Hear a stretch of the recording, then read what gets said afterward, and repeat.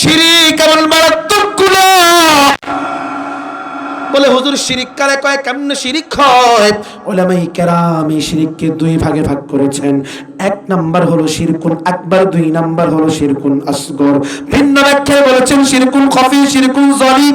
আবার কেউ বলেছেন শিরকুন ফিস সিফাত, শিরকুন ফিস জাত। সমস্ত শিরিককে আবার পাঁচ ভাগ ভাগ করা হয়েছে।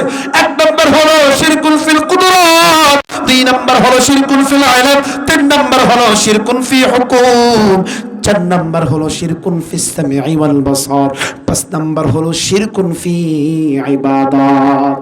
তাহলে এক নাম্বার বলেছিলাম শিরকুন ফিল কুদরাত।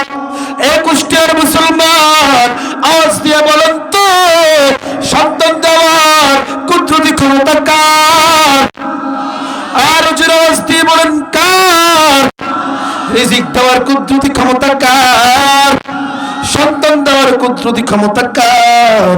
সন্তান দেওয়ার কুদরতি ক্ষমতা যদি আল্লাহরই হয়, তাহলে দুনিয়ার জমিনে মানুষের কাছে গিয়ে কেন সন্তান চাও? মাজারের কাছে গিয়ে কেন সন্তান চাও? মাজারে গিয়ে কেন কাঁদো? সন্তান দাও, সন্তান দাও। হয়তো দুই কথা, আমার আল্লাহ সন্তান দিতে পারেন না, এই জন্য তুমি দুনিয়ার মানুষের কাছে গিয়ে সন্তান চাও। আর যদি বলো না আল্লাহ তাআলা সন্তান দিতে পারে, তাহলে কেন তুমি দুনিয়ার মানুষের কাছে গিয়ে সন্তান চাও? এর দুনিয়ার মানুষ ভালো করে শুনো, আল্লাহ রাব্বুল আলামিন জানাতেন গোলাম, এই দুনিয়ার জমিনের মধ্যে সন্তান দেওয়ার একমাত্র মালিক আমি আল্লাহ।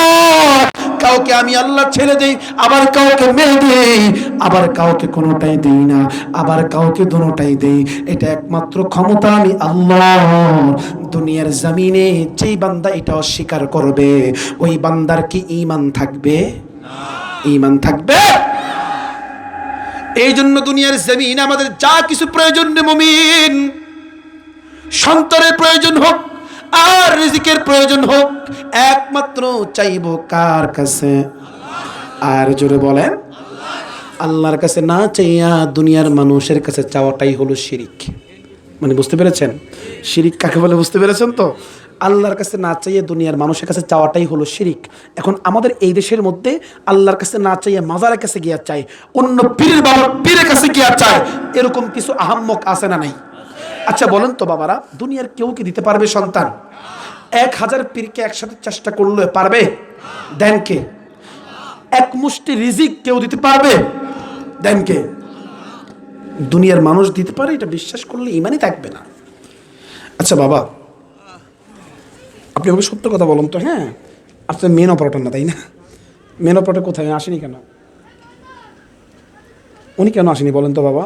এগুলো আমাদের কষ্ট হয়ে যায়, ঠিক আছে, সেট আপ সব ঠিক আছে, কিন্তু আপনার অপারেটর ওইরকম অভিজ্ঞ না হওয়ার কারণে মানে সাউন্ডটা আমাদের অনেক টানতেছে। এটা আগামীকালকে ওয়াজ করতে আমাদের কষ্ট হয়ে যাবে। এই জন্য আমি আমাদের সুমন ভাইকে বলেছিলাম যে মেন অপারেটর আসতে হবে যেভাবে হোক, কারণ এটা আমাদের একটা অভিজ্ঞতা হয়ে গেছে।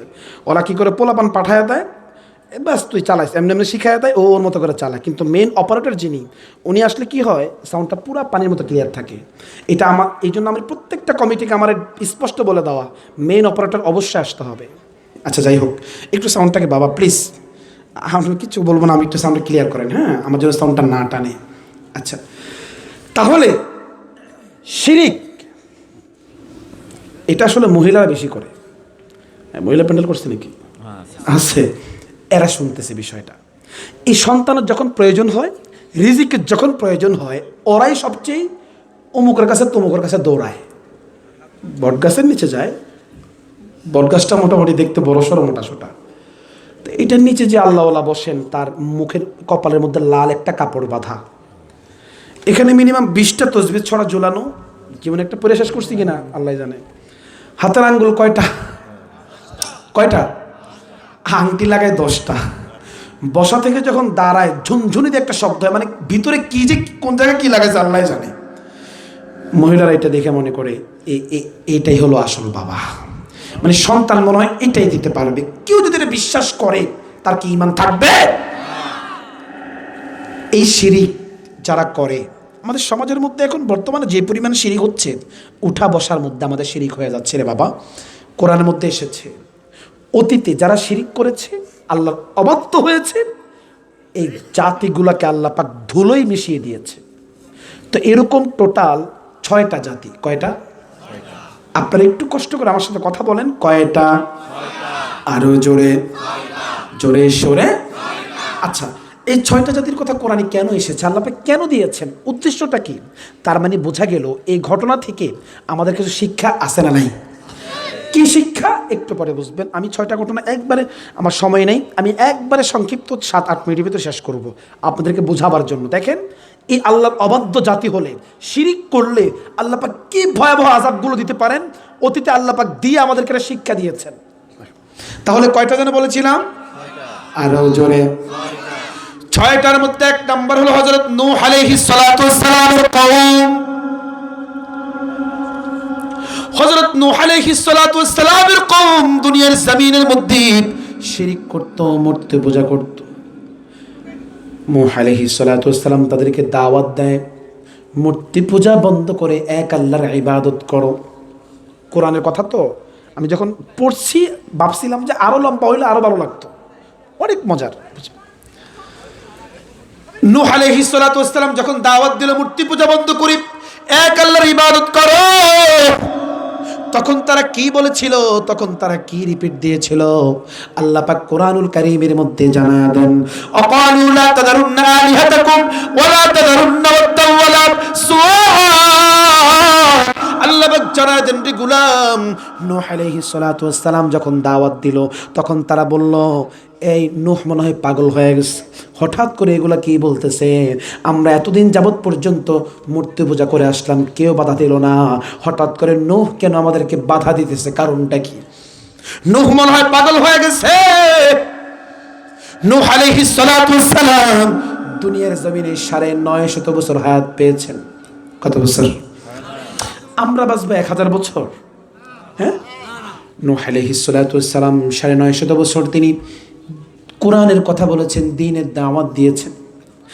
একটা পর্যায়ে কাফের বেঈমানরা তার উপর আক্রমণ করা শুরু করলো। কেন দাওয়াত দেয়? এবার বলেন তো মুসলমান, নবীর উপর আক্রমণ করলে আমার মালিক আছেন না নাই? এবার নূহ আলাইহিস সালাতু ওয়াস সালাম আল্লাহ পাকের কাছে বদদুয়া করলো, হে মালিক, وقال نوح رب لا تذر على الارض من الكافرين ديارا। আল্লাহ পাক বলতেছেন, আল্লাহ এই বেঈমানগুলো আমার উপর আক্রমণ করেছে, আপনি এদেরকে একটু দেখেন। বলেন তো নবীরা বদদুয়া করলে লাগার সম্ভাবনা আছে না নাই? আল্লাহ পাক সঙ্গে সঙ্গে কবুল করে নিলেন।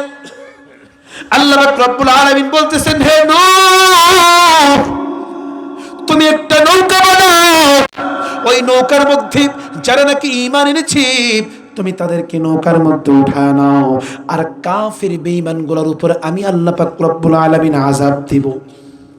এবার আল্লাহ পাকের নির্দেশে নূহ আলাইহিস শিরক এমন মারাত্মক গুনাহ। বলে হুজুর শিরিক কারে কয়, কেমনে শিরিক হয়? উলামায়ে কেরাম এই শিরিককে 2 ভাগে ভাগ করেছেন। 1 নাম্বার হলো শিরকুন আকবার, 2 নাম্বার হলো শিরকুন আসগর। ভিন্ন ব্যাখ্যায় বলেছেন শিরকুন খাফি, শিরকুন যালিম, আবার কেউ বলেছেন শিরকুন ফিস সিফাত, শিরকুন ফিস জাত। সমস্ত শিরিককে আবার 5 ভাগে ভাগ করা হয়েছে। 1 নাম্বার হলো শিরকুন ফিল কুদরাত, 2 নাম্বার হলো শিরকুন ফিল ইলম, 3 নাম্বার হলো শিরকুন ফি হুকুম, 4 নাম্বার হলো শিরকুন ফিস সামিঈ ওয়াল বাসার, 5 নাম্বার হলো শিরকুন ফি ইবাদাত। তাহলে 1 নাম্বার বলেছিলাম শিরকুন ফিল কুদরাত। 21 মুসলমান আওয়াজ দিয়ে বলেন তো, সন্তান দেওয়ার কুদরতি ক্ষমতা কার?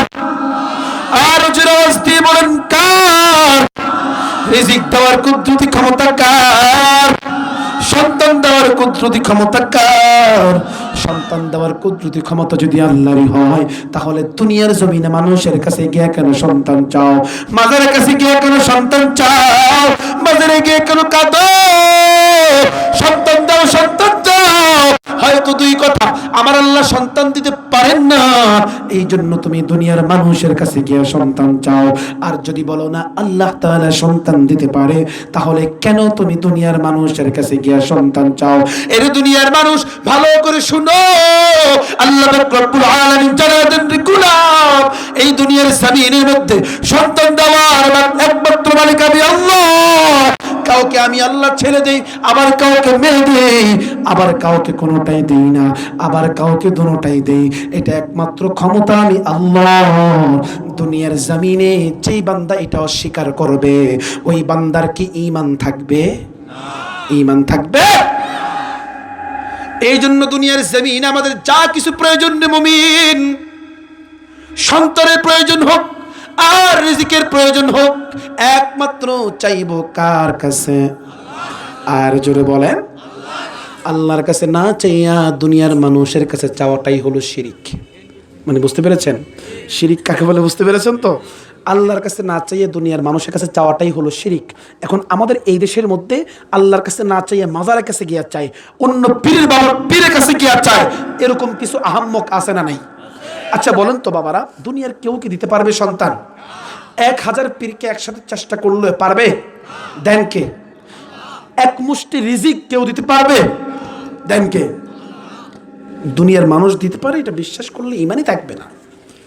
আচ্ছা বাবা, আপনি আমাকে সত্য কথা বলুন তো, হ্যাঁ আপনার মেন অপারেটর না তাই না? মেন অপারেটর কোথায় আসেনি কেন? উনি কেন আসেনি বলেন তো বাবা? এগুলো আমাদের কষ্ট হয়ে যায়, ঠিক আছে, সেট আপ সব ঠিক আছে, কিন্তু আপনার অপারেটর ওইরকম অভিজ্ঞ না হওয়ার কারণে মানে সাউন্ডটা আমাদের অনেক টানতেছে, এটা আগামীকালকে ওয়াজ করতে আমাদের কষ্ট হয়ে যাবে। এই জন্য আমি আমাদের সুমন ভাইকে বলেছিলাম যে মেন অপারেটর আসতে হবে যেভাবে হোক, কারণ এটা আমাদের একটা অভিজ্ঞতা হয়ে গেছে। ওরা কী করে পোলাপান পাঠায় দেয়, ব্যাস তুই চালাইস, এমনি এমনি শিখায় দেয়, ও ওর মতো করে চালায়, কিন্তু মেন অপারেটর যিনি, উনি আসলে কি হয়, সাউন্ডটা পুরো পানির মতো ক্লিয়ার থাকে। এটা আমার, এই জন্য আমি প্রত্যেকটা কমিটিকে আমার স্পষ্ট বলে দেওয়া, মেন অপারেটর অবশ্যই আসতে হবে। আচ্ছা যাই হোক, একটু সাউন্ডটাকে বাবা প্লিজ, আমি কিছু বলবো না, আমি একটু সাউন্ডটা ক্লিয়ার করেন, হ্যাঁ আমার জন্য সাউন্ডটা না টানে। আচ্ছা তাহলে শিরিক এটা আসলে মহিলারা বেশি করে। মহিলা প্যান্ডেল করছে নাকি? আছে, এরা শুনতেছে বিষয়টা। এই সন্তানের যখন প্রয়োজন হয়, রিজিকের যখন প্রয়োজন হয়, ওরাই সবচেয়ে অমুকের কাছে তমুকের কাছে দৌড়ায়, বটগাছের নিচে যায়। বটগাছটা মোটামুটি দেখতে বড় সড়ো মোটা সোটা, তো এটার নিচে যে আল্লাহওয়ালা বসেন, তার মুখের কপালের মধ্যে লাল একটা কাপড় বাঁধা, এখানে মিনিমাম 20টা তসবিহ ছড়া ঝোলানো, জীবনে একটা পরে শেষ করছি কিনা আল্লাহ জানে। হাতের আঙ্গুল কয়টা? আংটি লাগায় 10টা। বসা থেকে যখন দাঁড়ায় ঝুনঝুনিতে একটা শব্দ হয়, মানে ভিতরে কি যে কোন জায়গায় কি লাগাইছে আল্লাহ জানে। মহিলারা এটা দেখে মনে করে এইটাই হলো আসল বাবা, মানে সন্তান মনে হয় এটাই দিতে পারবে। কেউ যদি এটা বিশ্বাস করে, তার কি ঈমান থাকবে? এই শিরিক যারা করে, আমাদের সমাজের মধ্যে এখন বর্তমানে যে পরিমাণ শিরিক হচ্ছে, উঠা বসার মধ্যে আমাদের শিরিক হয়ে যাচ্ছে রে বাবা। কোরআনের মধ্যে এসেছে, অতীতে যারা শিরিক করেছে, আল্লাহ অবাধ্য হয়েছে, এই জাতিগুলোকে আল্লাহ পাক ধুলোই মিশিয়ে দিয়েছে। তো এরকম টোটাল 6টা জাতি। কয়টা? আপনারা একটু কষ্ট করে আমার সাথে কথা বলেন, কয়টা? আরো জোরে, জোরে সরে। আচ্ছা, এই 6টা জাতির কথা কোরআনে কেন এসেছে, আল্লাহ পাক কেন দিয়েছেন, উদ্দেশ্যটা কি? তার মানে বোঝা গেল এই ঘটনা থেকে আমাদের কিছু শিক্ষা আছে না নাই? কি শিক্ষা একটু পরে বুঝবেন। আমি 6টা ঘটনা একবারে, আমার সময় নেই, আমি একবারে সংক্ষিপ্ত 7-8 মিনিটের ভিতরে শেষ করব আপনাদেরকে বোঝাবার জন্য। দেখেন, এই আল্লাহর অবাধ্য জাতি হলে, শিরিক করলে আল্লাহ পাক কি ভয়াবহ আযাবগুলো দিতে পারেন, অতীতে আল্লাহ পাক দিয়ে আমাদেরকে শিক্ষা দিয়েছেন। তাহলে কয়টা যেন বলেছিলাম? আরো জোরে। 6টার মধ্যে 1 নাম্বার হলো হযরত নূহ আলাইহিস সালাতু ওয়াস সালামের কওম। হযরত নূহ আলাইহিস সালাতু ওয়াস সালামের কওম দুনিয়ার জমিনের মধ্যে শিরিক করত, মূর্তি পূজা করত। নূহ আলাইহিস সালাতু ওয়াস সালাম তাদেরকে দাওয়াত দেয়, মূর্তি পূজা বন্ধ করে এক আল্লাহর ইবাদত করো। কোরআনের কথা তো আমি যখন পড়ছি ভাবছিলাম যে আরো লম্বা হইলে আরো ভালো লাগতো, অনেক মজার। নূহ আলাইহিস সালাতু ওয়াস সালাম যখন দাওয়াত দিল মূর্তি পূজা বন্ধ করে এক আল্লাহর ইবাদত করো, তখন তারা কি বলেছিল, তখন তারা কি রিপিট দিয়েছিল, আল্লাহ পাক কোরআনুল কারীমের মধ্যে জানা দেন, অকালু লা তাদারুন্না আলিহাতাকুম ওয়া লা তাদারুন্না ওয়াদ্দান ওয়া লা সুওয়া। আল্লাহ পাক জানায় দেন রে গুলাম, নূহ আলাইহিস সালাতু ওয়াস সালাম যখন দাওয়াত দিল তখন তারা বলল, এই নূহ মনে হয় পাগল হয়ে গেছে, হঠাৎ করে এগুলা কি বলতেছে, আমরা এতদিন যাবৎ পর্যন্ত মূর্তি পূজা করে আসলাম, কেউ বাধা দিল না, হঠাৎ করে নূহ কেন আমাদেরকে বাধা দিতেছে, কারণটা কি? নূহ মনে হয় পাগল হয়ে গেছে। নূহ আলাইহিস সালাতু ওয়াস সালাম দুনিয়ার জমিনে ৯৫০ বছর হায়াত পেয়েছেন। কত বছর? আমরা বাঁচবো ১০০০ বছর? হ্যাঁ, নূহ আলাইহিস সালাতু ওয়াস সালাম ৯৫০ বছর তিনি কোরআনের কথা বলেছেন, দ্বীনের দাওয়াত দিয়েছেন। একটা পর্যায়ে কাফের বেঈমানরা তার উপর আক্রমণ করা শুরু করলো। কেন দাওয়াত দেয়? এবার বলেন তো মুসলমান, নবীর উপর আক্রমণ করলে আমার মালিক আছেন না নাই? এবার নূহ আলাইহিস সালাতু ওয়াস সালাম আল্লাহ পাকের কাছে বদদুয়া করলো, হে মালিক, وقال نوح رب لا تذر على الارض من الكافرين ديارا। আল্লাহ পাক বলতেছেন, আল্লাহ এই বেঈমানগুলো আমার উপর আক্রমণ করেছে, আপনি এদেরকে একটু দেখেন। বলেন তো নবীরা বদদুয়া করলে লাগার সম্ভাবনা আছে না নাই? আল্লাহ পাক সঙ্গে সঙ্গে কবুল করে নিলেন। আল্লাহ পাক রব্বুল আলামিন বলতেছেন, হে নূহ, তুমি একটা নৌকা বানাও, ওই নৌকার মধ্যে যারা নাকি ঈমান এনেছে তুমি তাদেরকে নৌকার মধ্যে উঠায় নাও, আর কাফির বেঈমানগুলোর উপর আমি আল্লাহ পাক রব্বুল আলামিন আযাব দিব। এবার আল্লাহ পাকের নির্দেশে নূহ আলাইহিস বলে, হুজুর শিরিক কারে কয়, কেমনে শিরিক হয়? উলামায়ে কেরাম এই শিরিককে দুই ভাগে ভাগ করেছেন। এক নাম্বার হলো শিরকুন আকবার, দুই নাম্বার হলো শিরকুন আসগর। ভিন্ন ব্যাখ্যায় বলেছেন শিরকুন খফি, শিরকুন জলিম, আবার কেউ বলেছেন শিরকুন ফিস সিফাত, শিরকুন ফিস জাত। সমস্ত শিরিককে আবার পাঁচ ভাগে ভাগ করা হয়েছে। এক নাম্বার হলো শিরকুন ফিল কুদরাত, দুই নাম্বার হলো শিরকুন ফিল ইলম, তিন নাম্বার হলো শিরকুন ফি হুকুম, চার নাম্বার হলো শিরকুন ফিস সামিঈ ওয়াল বাসার, পাঁচ নাম্বার হলো শিরকুন ফি ইবাদাত। তাহলে এক নাম্বার বলেছিলাম শিরকুন ফিল কুদরাত। ২১টার মুসলমান আওয়াজ দিয়ে বলেন তো, সন্তান দেওয়ার কুদরতি ক্ষমতা কার? আর জোরে আওয়াজ দিয়ে বলেন কার? রিজিক দেওয়ার কুদরতি ক্ষমতা কার? সন্তান দেওয়ার কুদরতি ক্ষমতা কার? সন্তান দেওয়ার কুদরতি ক্ষমতা যদি আল্লাহরই হয়, তাহলে দুনিয়ার জমিনে মানুষের কাছে গিয়ে কেন সন্তান চাও? মাজারের কাছে গিয়ে কেন সন্তান চাও? মাজারে গিয়ে কেন কাঁদো? সন্তান দাও, সন্তান দাও। হয়তো দুই কথা, আমার আল্লাহ সন্তান দিতে পারেন না, এই জন্য তুমি দুনিয়ার মানুষের কাছে গিয়ে সন্তান চাও। আর যদি বলো না আল্লাহ তাআলা সন্তান দিতে পারে, তাহলে কেন তুমি দুনিয়ার মানুষের কাছে গিয়ে সন্তান চাও? এর দুনিয়ার মানুষ ভালো করে শুনো, আল্লাহ রব্বুল আলামিন জানায় দেন রে গোলাম, এই দুনিয়ার জমিনের মধ্যে সন্তান দেওয়ার একমাত্র মালিক আমি আল্লাহ। কাউকে আমি আল্লাহ ছেড়ে দেই, আবার কাউকে মেয়ে দেই, আবার কাউকে কোনোটাই দেই না, আবার কাউকে দুটোটাই দেই। এটা একমাত্র ক্ষমতা আমি আল্লাহ। দুনিয়ার জমিনে যেই বান্দা এটা অস্বীকার করবে, ওই বান্দার কি ঈমান থাকবে? ঈমান থাকবে? এই জন্য দুনিয়ার জমিনে আমাদের যা কিছু প্রয়োজন রে মুমিন, সন্তানের প্রয়োজন হোক আর রিজিকের প্রয়োজন হোক, একমাত্র চাইবো কার কাছে?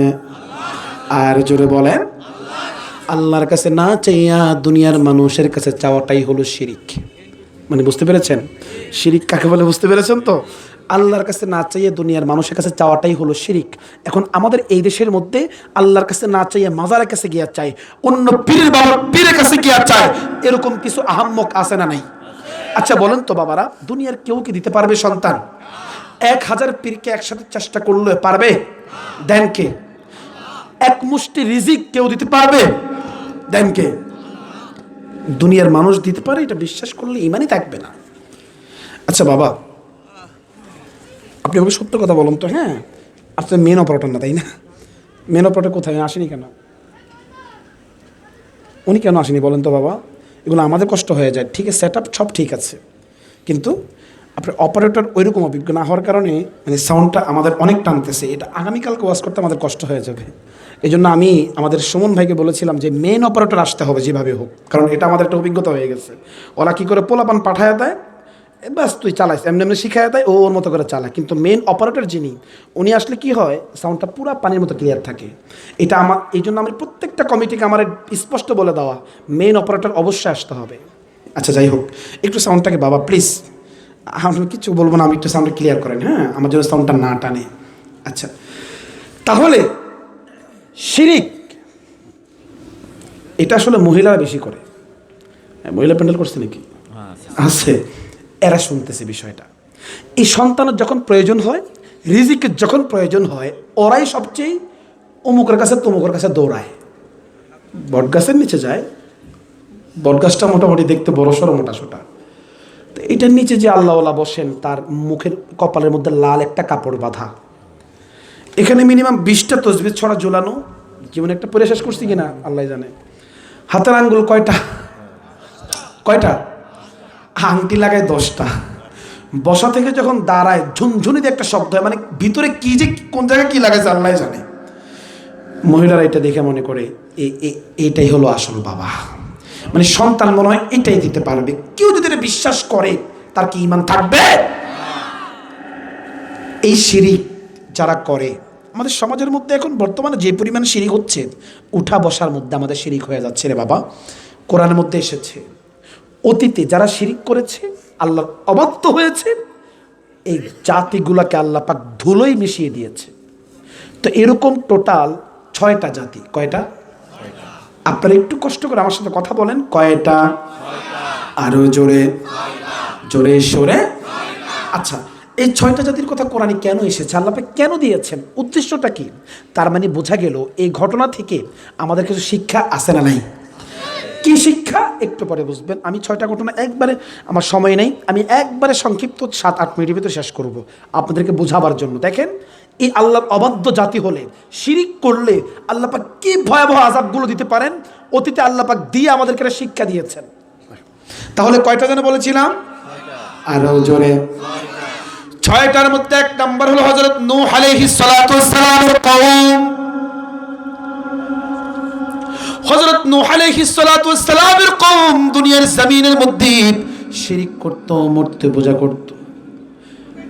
নূহ আলাইহিস সালাতু ওয়াস সালাম তাদেরকে দাওয়াত দেয়, মূর্তি পূজা বন্ধ করে এক আল্লাহর ইবাদত করো। কোরআনের কথা তো আমি যখন পড়ছি ভাবছিলাম যে আরো লম্বা হইলে আরো ভালো লাগতো, অনেক মজার। নূহ আলাইহিস সালাতু ওয়াস সালাম যখন দাওয়াত দিল মূর্তি পূজা বন্ধ করে এক আল্লাহর ইবাদত করো, তখন তারা কি বলেছিল, তখন তারা কি রিপিট দিয়েছিল? আল্লাহ পাক কোরআনুল কারীমের মধ্যে জানায়া দেন, আকালু লা তাদারুন্না আলিহাতাকুম ওয়া লা তাদারুন্না ওয়াদ্দান ওয়া লা সুওয়া। আল্লাহ পাক জানায়া দেন রে গোলাম, নূহ আলাইহিস সালাতু ওয়াস সালাম যখন দাওয়াত দিল, তখন তারা বলল, এই নূহ মনে হয় পাগল হয়ে গেছে, হঠাৎ করে এগুলা কি বলতেছে, আমরা এতদিন যাবৎ পর্যন্ত মূর্তি পূজা করে আসলাম, কেউ বাধা দিল না, হঠাৎ করে নূহ কেন আমাদেরকে বাধা দিতেছে, কারণটা কি? নূহ মনে হয় পাগল হয়ে গেছে। নূহ আলাইহিস সালাতু ওয়াস সালাম দুনিয়ার জমিনে 950 বছর হায়াত পেয়েছেন। কত বছর? আমরা বাঁচবো 1000 বছর, হ্যাঁ? নূহ আলাইহিস সালাতু ওয়াস সালাম 950 বছর তিনি কোরআনের কথা বলেছেন, দ্বীনের দাওয়াত দিয়েছেন। একটা পর্যায়ে কাফের বেঈমানরা তার উপর আক্রমণ করা শুরু করলো। কেন দাওয়াত দেয়? এবার বলেন তো মুসলমান, নবীর উপর আক্রমণ করলে আমার মালিক আছেন না নাই? এবার নূহ আলাইহিস সালাতু ওয়াস সালাম আল্লাহ পাকের কাছে বদদুয়া করলো, হে মালিক, وقال نوح رب لا تذر على الارض من الكافرين ديارا। আল্লাহ পাক বলতেছেন, আল্লাহ এই বেঈমানগুলো আমার উপর আক্রমণ করেছে, আপনি এদেরকে একটু দেখেন, বলেন তো নবীরা বদদুয়া করলে লাগার সম্ভাবনা আছে না নাই? আল্লাহ পাক সঙ্গে সঙ্গে কবুল করে নিলেন।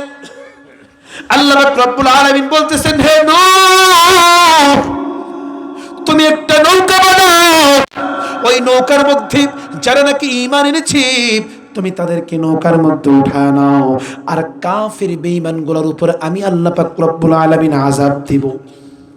এবার আল্লাহ পাকের নির্দেশে নূহ আলাইহিস আল্লাহ পাক বলছেন, ইয়া আইয়ুহাল্লাযীনা আমানু আতিউল্লাহ, হে ঈমানদারগণ, তুমি ধনী হও আর গরিব হও, ছাত্র হও আর শিক্ষক হও,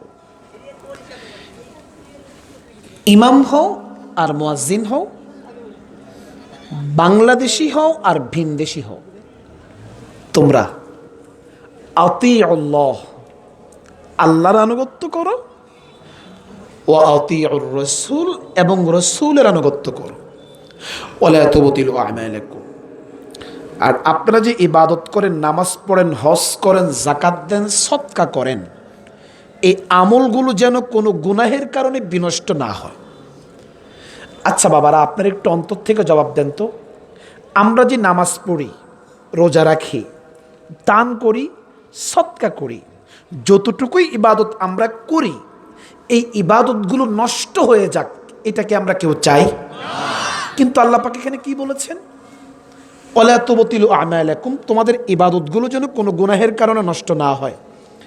তার মানে এই আয়াত থেকে আমরা বুঝতে পারলাম, আমরা যে আমল করি, কিছু গুনাহ আছে যে গুনাহগুলো করলে আমাদের আমলগুলোকে নষ্ট করে দেয়। আচ্ছা, এই কি কি গুনাহের কারণে আমলগুলো নষ্ট হয়, এই গুরুত্বপূর্ণ টপিক সম্পর্কে আজকে আপনারা আলোচনা শুনবেন।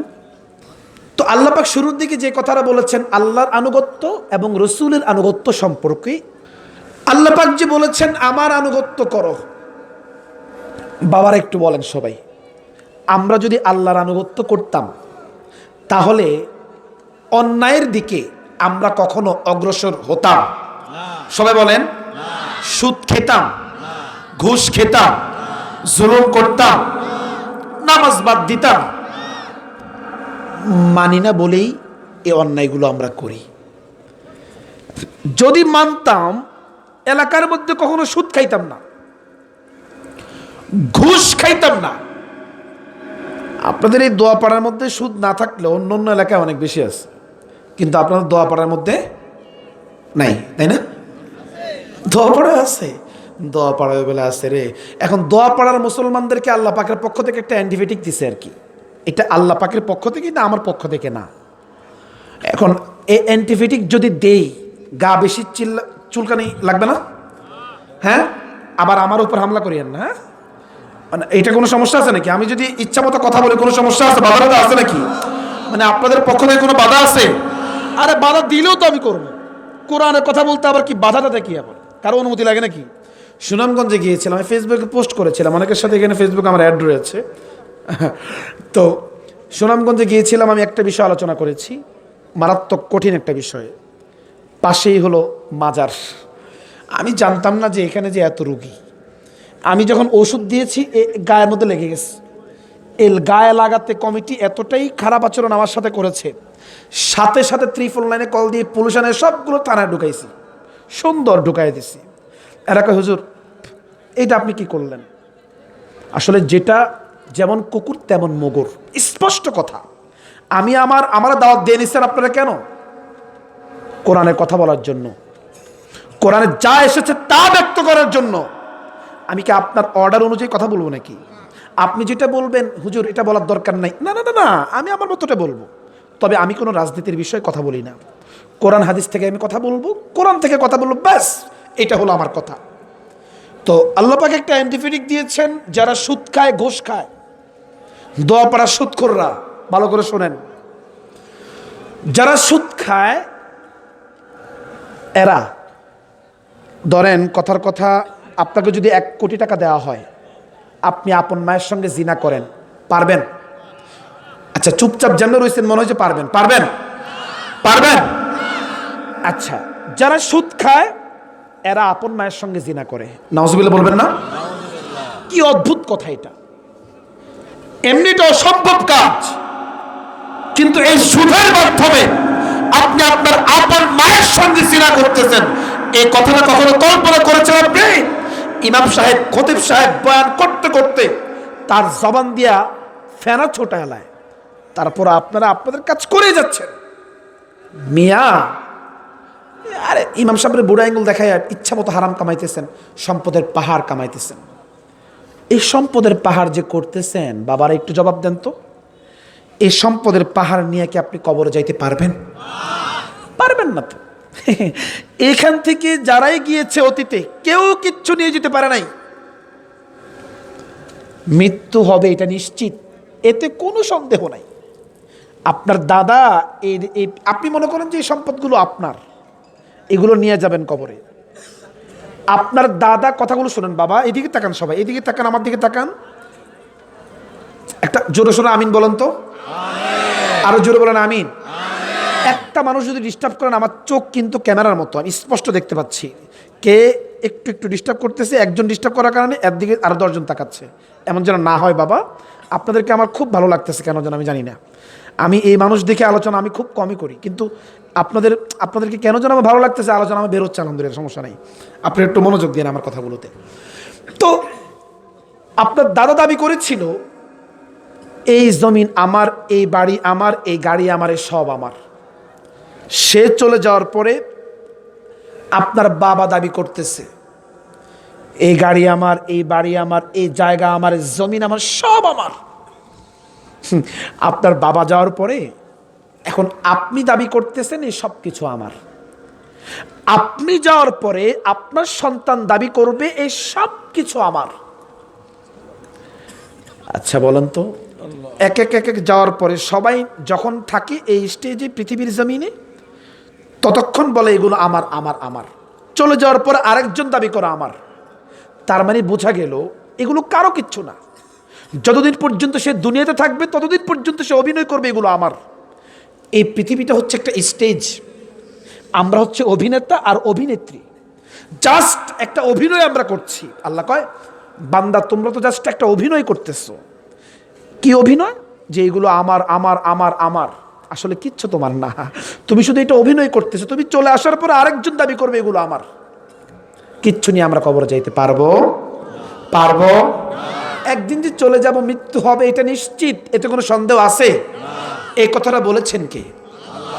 আমাদের যে মৃত্যু হবে এই কথাটা বলেছেন কে?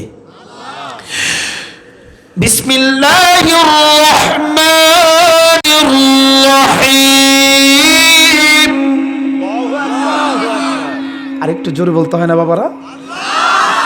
কোরআন তেলাওয়াত শুনলে জোরে সোরে শক্তি দিয়ে আল্লাহু আকবার বলতে পারবেন না? কুল্লু নাফসিন যায়িকাতুল মাউত।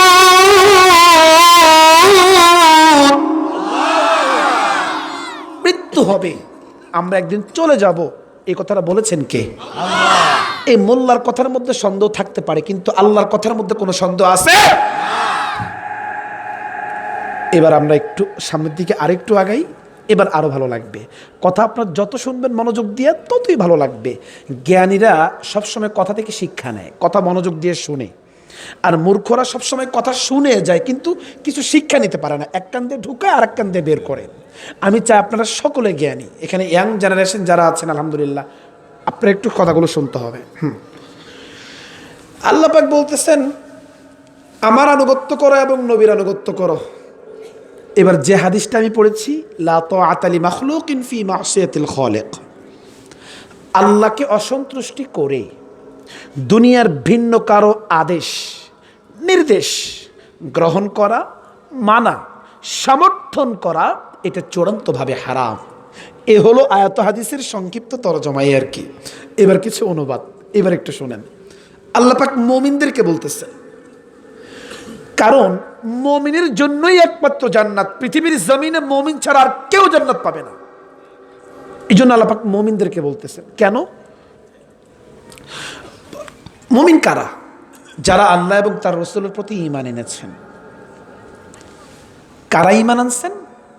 দেখেন, আমানতু বিল্লাহি ওয়া মালাইকাতিহি ওয়া কুতুবিহি ওয়া রুসুলিহি ওয়াল ইয়াউমিল আখিরি ওয়াল কদরি খায়রিহি ওয়া শাররিহি মিনাল্লাহি তাআলা ওয়াল বা'সি বা'দাল মাউত। এই তো আমরা ঈমান নিয়ে এসেছি। আল্লাহ তাআলা বলেন, হে মুমিন, কোন বেঈমানকে বলেন নাই। যারা শুধু মুমিন, তুমি চৌধুরী বংশের হও আর খান বংশের হও, তুমি দামিয়ার বেদামিয়ার গাছতলার পাঁচতলার মানুষ হও না কেন, তোমাদের সাথে আমার বেচা কিনা হয়েছে, জান্নাতের মালিক তুমি, আর তোমার জান্নাতের মালিক হলাম আমি আল্লাহ। আরে জান্নাতটা যদি বান্দা তোমরা পেতে চাও, তাহলে 1 নাম্বার আল্লাহর আনুগত্য করো, 2 নাম্বার তার প্রিয় রাসূলের আনুগত্য করো। এই 2টা মাত্র বইছে, এখন উঠে যেতেছে। তোরা বইছস কেন আর উঠতেছস কেন? আর খেয়াল রাখবা, তোমাদের নিষ্কৃত আমল যেন কোনো গুনাহের কারণে বিনষ্ট না হয়, বরবাদ না হয়। আল্লাহ এবং তার রাসূলের আনুগত্যের মধ্যে আমল আছে। আনুগত্য আর ভালোবাসা 2টা ভিন্ন জিনিস। কথাগুলো যদি বুঝে শুনে আগান, সামনে বুঝতে অনেক সহজ হবে। আনুগত্য আর ভালোবাসার মাঝে পার্থক্য কি? ধরে নেন আপনি আপনার ইমাম সাহেবকে অনেক বেশি ভালোবাসেন, কিন্তু কেউ আনুগত্য করেন না। যদি আপনারা তার আনুগত্য করতেন, তার টুপি, তার লেবাস, তার দাড়ি, তার সব কিছুর সাথে আপনার সব কিছু মিলে যেত। ভালোবাসেন ঠিক, আনুগত্য করেন না।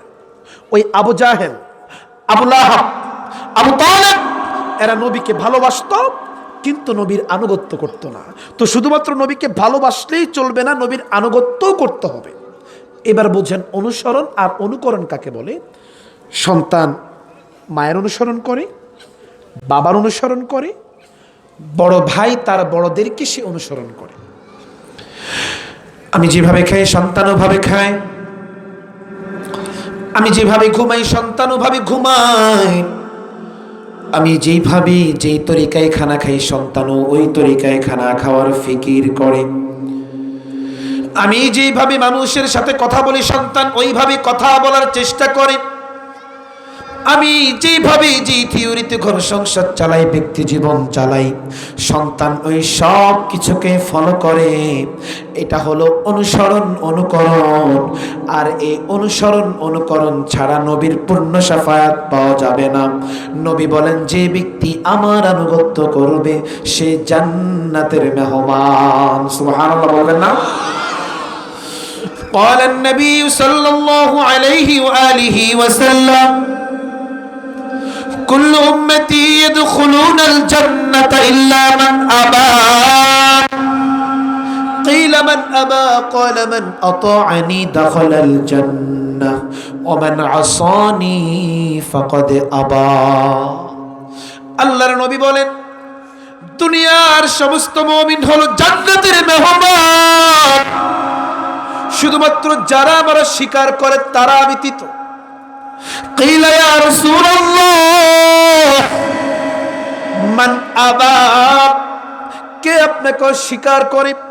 পয়গম্বর জবাব দিলেন, যারা আমার আনুগত্য করে না তারা আমার স্বীকার করে। কেমনে আনুগত্য করবা? নবীর আদর্শ বাস্তবায়ন করার মাধ্যমে তুমি নবীর আনুগত্য করবা। কেমনে বাস্তবায়ন করবা? বান্দা তুমি তোমার নিজের দিকে তাকায় দেখো, হাতের আঙ্গুলের নখগুলো কাটবা। যদি বলো নবীর সুন্নাত তরিকা মতো আমি নখগুলো কেটেছি, তাহলে বুঝবা তুমি নবীর আনুগত্য করো, প্রমাণ হয়ে গেলে তুমি নবীকে মানো। আর যদি বলো কাটি নেই, প্রমাণ হয়ে গেলে তুমি নবীকে মানো না। মাথার চুলের দিকে তাকায় দেখো, যদি বলো নবীর সুন্নাত তরিকা মতো আমি চুলগুলো কাটলাম, তাহলে বুঝবা তুমি নবীর আনুগত্য করো, প্রমাণ হয়ে গেলে তুমি নবীকে মানো। আর যদি বলো কাটি নেই, প্রমাণ হয়ে গেল তুমি নবীকে মানো না। আর যে ব্যক্তি নবীকে মানবে না সে সহসাই জান্নাতে যাইতে পারবে না। এই কুষ্টিয়ার মুসলমান শুনো, আল্লাহ পাক রব্বুল আলামিন কুরআনুল কারীমের মধ্যে জানায় দেন, আমার আনুগত্য করো এবং নবীর আনুগত্য করো।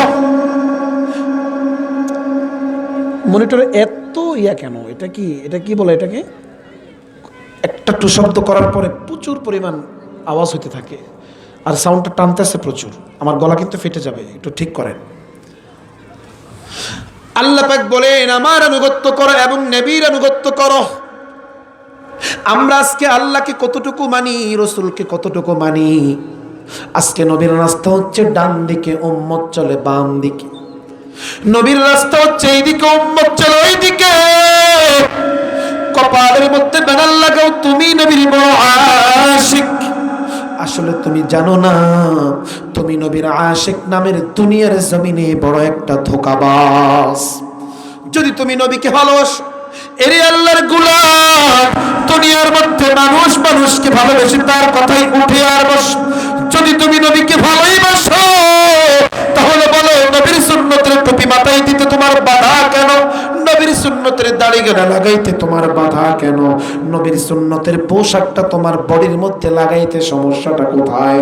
যদি তুমি নবীকে ভালোবাসো, নবীর সুন্নত মোতাবেক তুমি চলবা, নবীর সুন্নত মোতাবেক তুমি আমল করবা। নবী যেমন ভাবে চলেছিলেন তুমি এমন ভাবে চলবা। নবী যেই থিওরিতে ঘর সংসার চালাইছিলেন, ব্যক্তি জীবন চালাইছিলেন, তুমিও ওই থিওরিতে ঘর সংসার চালাইবা, ব্যক্তি জীবন চালাইবা। কিন্তু তোমার মধ্যে নবীর একটা আদর্শ পাওয়া যায় না। আবার তুমি নিজেকে নবীর বড় আশিক বলে দাবি করো। আসলে তুমি নবীর আশিক না। নবীর ওই হাদিস মতে তুমি নবীর আশিক নামের দুনিয়ার জমিনে বড় একটা ধোঁকাবাজ।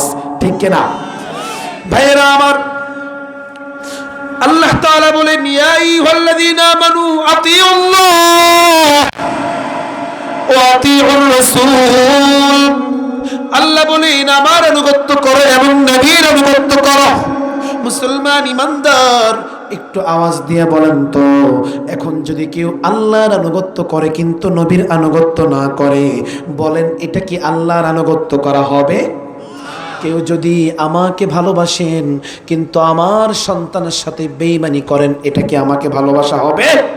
এরে নবীর উম্মতের দল, নবী নবী করিয়ে তুমি পাগল পারা হয়ে মুখের মধ্যে ফেনা তুললা, কিন্তু আল্লাহর মুহাব্বতে 5 ওয়াক্ত নামাজ তুমি আদায় করো না, পর্দা করো না, রোজা রাখো না, হালাল খাও না। তোমার ব্যবসা চলে সুদের টাকায়, হারামের টাকায়, তোমার বিল্ডিং উঠতো হারাম পয়সা। বান্দা তুমি যতই নবীকে ভালোবাসো, আল্লাহর আনুগত্য না করলে আল্লাহকে ভালোবাসা হবে না। এর নবীর উম্মতের দল, আল্লাহ বলেন আমার আনুগত্য করো এবং নবীর আনুগত্য করো। কেউ যদি আল্লাহর আনুগত্য করে এবং নবীর আনুগত্য করে, এটা শুধু মুখে বললেই হবে না, নবীর আদর্শ বাস্তবায়ন করার মাধ্যমে হবে। ভাইয়েরা আমার, আল্লাহ বলেন আমার আনুগত্য করো এবং নবীর আনুগত্য করো। রাসূল কয় আবার আমার সাহাবীদেরকে অনুসরণ করো। নবী বলেছেন সাহাবায়ে কেরামের অনুসরণ করার জন্য আল্লাহ তাআলা কোরআনের মধ্যে ইঙ্গিত দিয়েছেন আমিনু কামা আমানান নাস। ঈমান আনয়ন করো ওই সমস্ত মানুষের মতো। কারা? তারা সাহাবায়ে কেরাম। গলার মধ্যে ছুরি লাগার পরেও জীবন চলে যেত, তারপরেও আল্লাহকে কখনো বেজার করতো না। এরাই ছিল প্রকৃত মানে আশিক। গলার মধ্যে ছুরি লাগলে জীবন চলে যেত, ঈমানটাকে বিক্রি করতো না। কিন্তু আজকে বর্তমান সময়ে আমাদের টাকার বিনিময়ে আমরা ঈমানটাকে বিক্রি করে ফেলি, টাকার বিনিময়ে আমরা ফতোয়াও চেঞ্জ করে ফেলি। গাদ্দার! কোথায় সাহাবায়ে কেরামের ঈমান আর কোথায় আমাদের ঈমান? আকাশ পাতাল পার্থক্য। এরা ফাঁসির কাস্টে ঝুলতো, ঈমানটাকে দুর্বল করতো না।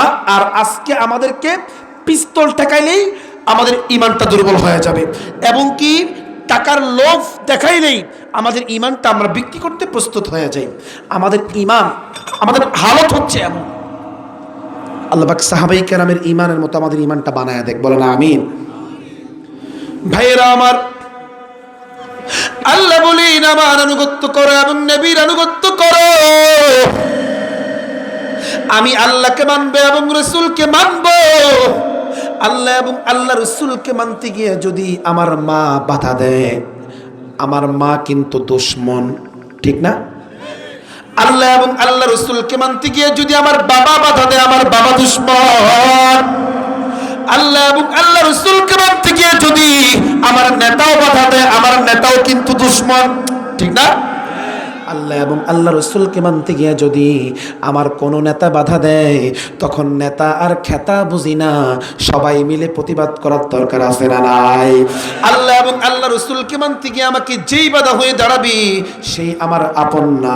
দুনিয়াতে আপন বলি আমার মা এবং বাবা, কিন্তু খোঁজ নিয়ে দেখলাম স্বার্থের আঘাতে সন্তান সেই মা বাবাকে হত্যা করে, স্বামী স্ত্রীকে হত্যা করে, স্ত্রী স্বামীকে হত্যা করে। এরকম ঘটনা আছে না নাই? কোথায়? আমেরিকা, লন্ডন, ইউরোপে।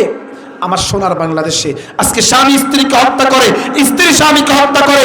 সন্তান বাবার কাছে নিরাপদ নয়, বাবাও সন্তানের কাছে নিরাপদ নয়। এর কারণ কি জানেন? একমাত্র মুসলমানের ইমানটা দুর্বল থাকার কারণে। আর আজকে মুসলমানের ইমান দুর্বল থাকার কারণে ফিলিস্তিন মার খাচ্ছে, ইরাক মার খাচ্ছে, ইরাক মার খাচ্ছে, মার মার খাচ্ছে, এবং কি আমাদের বাংলাদেশের মুসলমানরাও আজ লাঞ্ছিত হচ্ছে, অপমানিত হচ্ছে, একমাত্র মুসলমানের ইমানটা দুর্বল থাকার কারণে। একমাত্র মুসলমানের ইমান দুর্বল থাকার কারণে। এই যে মায়ানমারের তারা মায়ের খেয়ে আমাদের বাংলাদেশে এসেছে, আপনারা তো অনেকে মনে করতেছেন মায়ানমারের তারা মন এমনিতে আসছে, বিষয়টা কিন্তু এমন না। আল্লামা ইমাম আবুল হাসান আলী নদভী রহমতুল্লাহি আলী অনেক আগে মায়ানমার মুসলমানদেরকে একটা ভবিষ্যৎবাণী করেছিল। এ মায়ানমার মুসলমান, তোমাদের ইমানকে যদি তোমরা দুর্বল করে ফেলো, ইসলামকে যদি তোমরা ছেড়ে দাও, কোরআনকে যদি তোমরা ছেড়ে দাও, তাহলে লিখে রাখো এক সময় এই মায়ানমার বৌদ্ধ খ্রিস্টানরা তোমাদেরকে মারতে মারতে এই দেশ থেকে তোমাদেরকে তাড়া করবে। কত আগে তিনি ভবিষ্যৎবাণী করেছিলেন, আজ সেই ওই ভবিষ্যৎবাণীর সাথে কেন যেন হুবহু মিলে যাচ্ছে। আমার কথা যেখানে সেটা হচ্ছে মায়ানমার তারা মারকে আমাদের বাংলাদেশে এসেছে, কিন্তু আমাদের ইমানটা যখন আমরা দুর্বল করে ফেলবো, আমাদেরকে কিন্তু মায়ানমারে জায়গা দিবে না, ভারত জায়গা দিবে না, কেউ দিবে না। আমাদের লাশ এখানেই হবে, কবর এখানে হবে। সুতরাং আমাদের ইমানটা যদি মায়ানমারের মতো দুর্বল করে ফেলেন, তাহলে কিন্তু মার ওদের চেয়ে আমাদের আরো বেশি খেতে হবে। আমাদের ইমানটা কোনোভাবেই দুর্বল করার সুযোগ নেই। হুজুর, ইমানকে কেমনে মজবুত করার সিস্টেমটা কি? আমাদের ইমানের ব্যাটারি চার্জ ডাউন হয়ে গেছে, এটা ফুল করবেন কিভাবে? ব্যাটারি চার্জ যদি ফুল করতে চান, ওলামায়ে কেরাম, আল্লাহ ওয়ালা, পীর মাশায়েখ, বুজুর্গদের সাথে সম্পর্ক লাগান, দেখবেন আপনার ইমানের ব্যাটারি চার্জ ফুল হয়ে যাবে। গুলিস্তা কিতাবের মধ্যে আল্লামা শেখ সাদি একটা ঘটনা বর্ণনা করেছেন। গুলিস্তান না, কিতাবের নাম হচ্ছে গুলিস্তা। তো তিনি একটা ঘটনা বর্ণনা করেছেন। উনি একদিন গোসলখানায় গেছে গোসল করতে। বাবারা, ভাইয়েরা, কষ্ট হচ্ছে? একটু মনোযোগ দেন। উনি একদিন গোসলখানায় গেছে গোসল করতে। এখানে কি হলো আবার? কোনো প্রবলেম নাকি এখানে? একটু প্লিজ প্লিজ। আর আপনি সাউন্ডটা একটু ধারালো করেন তো বাবা, সাউন্ডটা আমার পছন্দ হয় নাই। জাস্ট একটা প্রোটোকল দিলে প্রধান অতিথির সাথে উনি জাস্ট একটা মিনিট। ঠিক আছে ঠিক আছে ভাই,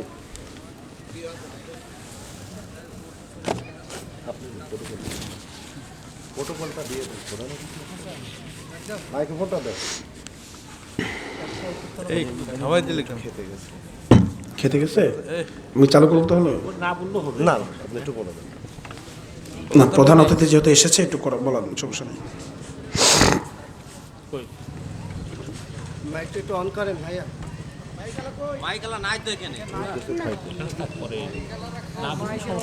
আচ্ছা, তাহলে আমি এখন শেষ করি। হ্যাঁ, একটু আমার দিকে তাকান, সবাই জোরে বলেন আমিন, আরো জোরে বলেন আমিন।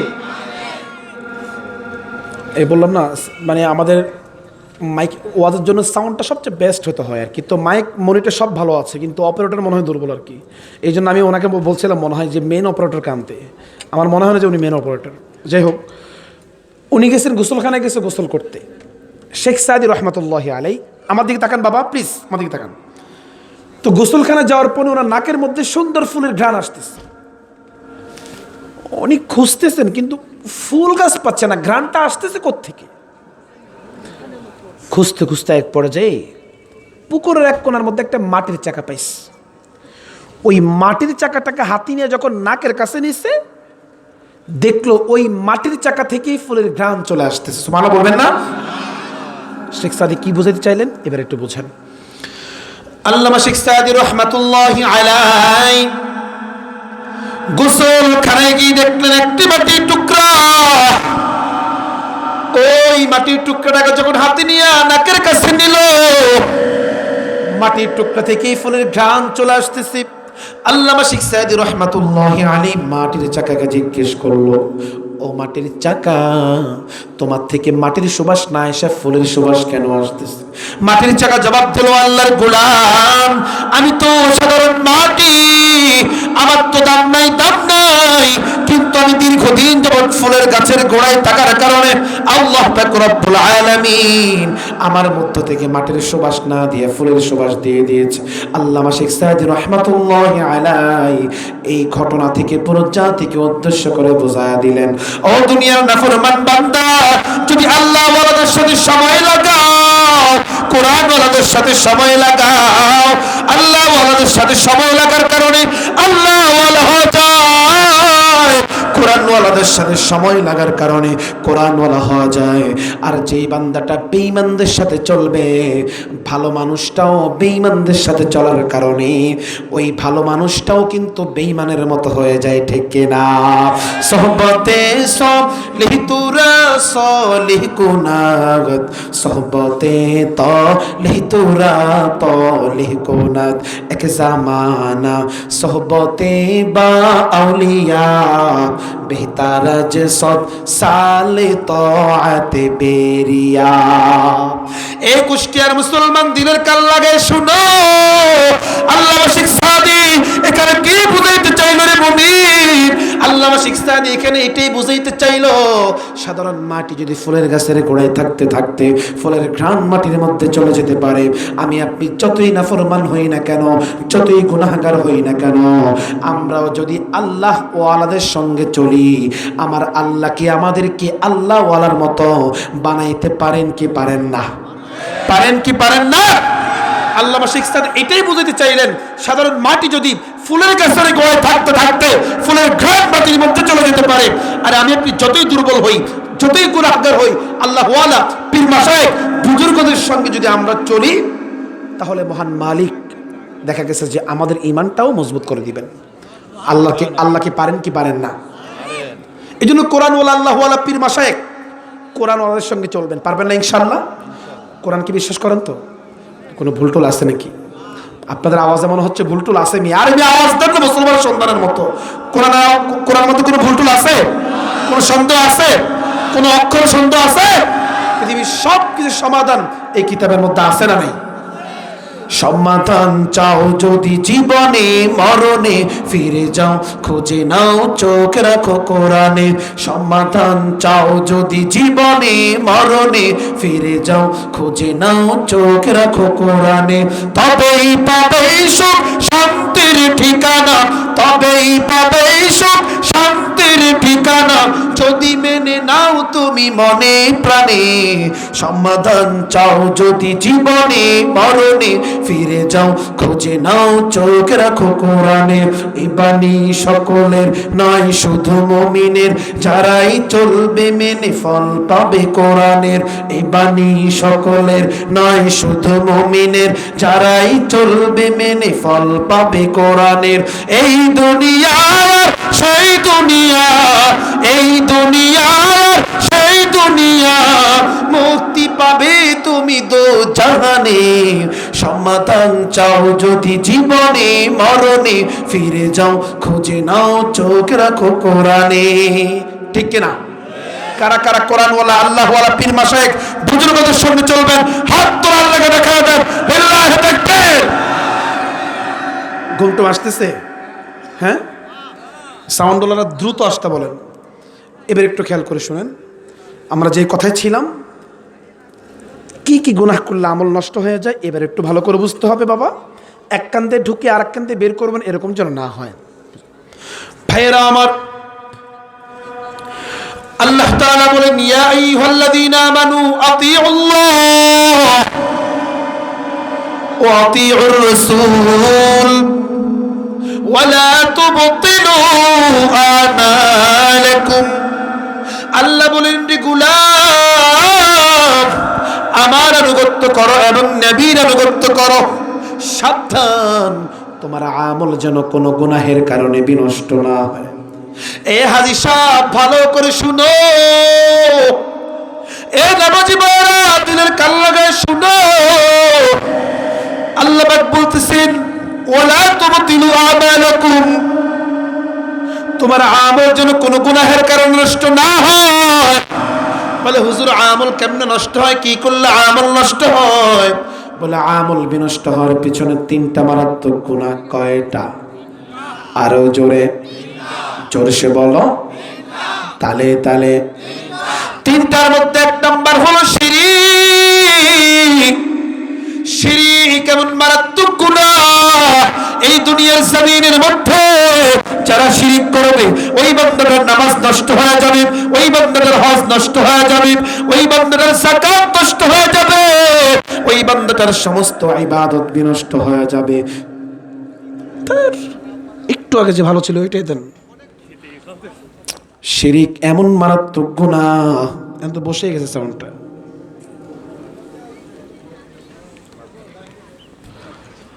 এই দুনিয়ার জমিনের মধ্যে আল্লাহ পাক সব গুনাহ ক্ষমা করবেন রে মুমিন, কিন্তু শিরকের গুনাহ কোনোদিন ক্ষমা করবেন না। আল্লাহ পাক সব গুনাহ ক্ষমা করবেন, কিন্তু শিরকের গুনাহ কোনোদিন ক্ষমা হবে না। হুজুর আমরা তো কোনোদিন শিরকের গুনাহ করি না, হুজুর আমরা তো এমনিতেই গুনাহ মুক্ত, আমাদের তো এমনিতেই কোনো গুনাহ নাই হুজুর, আমরা তো গুনাহই করি না। আজকে ফজর থেকে যদি আসা পর্যন্ত আপনি একটা হিসাব করেন, হিসাব করলে দেখতে পারবেন শুধু গুনাহ আর গুনাহ, গুনাহ আর গুনাহ, সওয়াবের কিচ্ছু নেই। অথচ আমরা মনে করি আমরা কোনো গুনাহের কাজ করি না রে মুমিন। হাসরের ময়দানে একদল আল্লাহর কাছে উঠবে, আল্লাহ দুনিয়ার জমিনে কোনো জুলুম করি নাই রে মালিক, কোন অত্যাচার করি নাই রে মালিক, জান্নাত দাও জান্নাত দাও। আল্লাহ বলবে ও ফেরেশতার দল, এই বান্দা নাকি কোনো গুনাহ করে নাই, এই বান্দার আমলনামাটা একটু খুঁজে দেখো তো। ফেরেশতারা যখন নাকি ওই বান্দার আমলনামাটা খুলবেন, তখন দেখবেন ওই বান্দার আমলনামার মধ্যে জিনার গুনাহ, সুদের গুনাহ, ঘুষের গুনাহ। আল্লাহ বলবে কি ব্যাপার বান্দা, তুমি নাকি কোনো গুনাহ করো নাই? বান্দা বলবে আল্লাহ আমি তো এই গুনাহ কোনোদিন করি নাই। আল্লাহ বলবে ও ফেরেশতার দল, এই বান্দা নাকি এই গুনাহ কোনোদিন করে নাই, তোমরা কই পাইছো, কেমনে লেখছো, খাতায় উঠাইছো কেমনে? ফেরেশতারা বলবে আল্লাহ আপনার আইন অনুযায়ী লিখলাম। আপনার আইন হলো যে চুরি করে তার যেমন অপরাধ, আর যে চুরির সহযোগিতা করে তারও তেমন অপরাধ। আপনি চুরি করেন না কিন্তু চুরির সহযোগিতা করেছেন, গুনাহ কিন্তু আপনার কম হবে না। আপনি সুদ খান না রে মুমিন, কিন্তু সুদের ব্যবস্থা করেছেন, গুনাহ কিন্তু আপনার কম হবে না। আপনি শিরিক করলেন না, কিন্তু শিরিকের ব্যবস্থা করেছেন, গুনাহ কিন্তু আপনার কম হবে না। আমরা মনে করি আমরা কোনো গুনাহ করি না যুবক, কিন্তু হাসরের ময়দানে আল্লাহ পাক রব্বুল আলামিন যখন নাকি আমাদের আমলনামাটা খুলবেন, তখন দেখবেন শুধু গুনাহ আর গুনাহ, গুনাহ আর গুনাহ। সেখানে বান্দা শিরিকের গুনাহও কিন্তু থাকতে পারে, অথচ আল্লাহ পাক সব গুনাহ ক্ষমা করবেন, কিন্তু শিরিকের গুনাহ কোনোদিন ক্ষমা করবেন না। আল্লাহ পাক রব্বুল আলামিন শিরিককে এতটাই ঘৃণা করেন, আল্লাহ পাক শিরিককে কতটা ঘৃণা করেন একটা ঘটনা শুনলেই বুঝতে পারবেন। মুসা পয়গম্বর রাস্তা দিয়ে হাঁটতেছিলেন, হাঁটতে হাঁটতে চলমান অবস্থায় দেখলো রাস্তার ডান পাশে একজন বুজুর্গ বসে বসে তাসবিহ পড়তেছে। মুসা পয়গম্বর ওই বুজুর্গকে জিজ্ঞেস করলো, বুজুর্গ তুমি কতদিন পর্যন্ত এই জায়গার মধ্যে বসা? বললো 400 বছর। বলে তুমি এখানে কি খাও? বললো আমি আল্লাহর নামাজ পড়ে রিজিক ভক্ষণ করি। বলে তোমার কোনো চাপ আছে কিনা? বলে হ্যাঁ আমার 2টা চাপ আছে। বলে কি কি?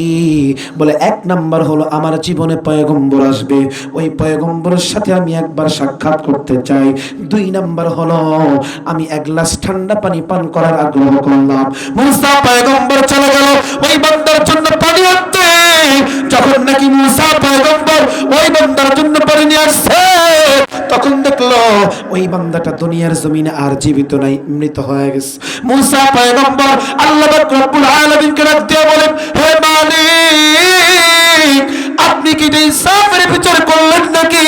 আল্লাহ পাক রব্বুল আলামিন ডাক দিয়ে বলে, মুসা আমি আল্লাহ কেন ইনসাফ করি নাই? মুসা পয়গম্বর ডাক দিয়ে বলতেছে, আল্লাহ আপনি এটা কেমনে আবার ইনসাফ করলেন? বলে কি সমস্যা?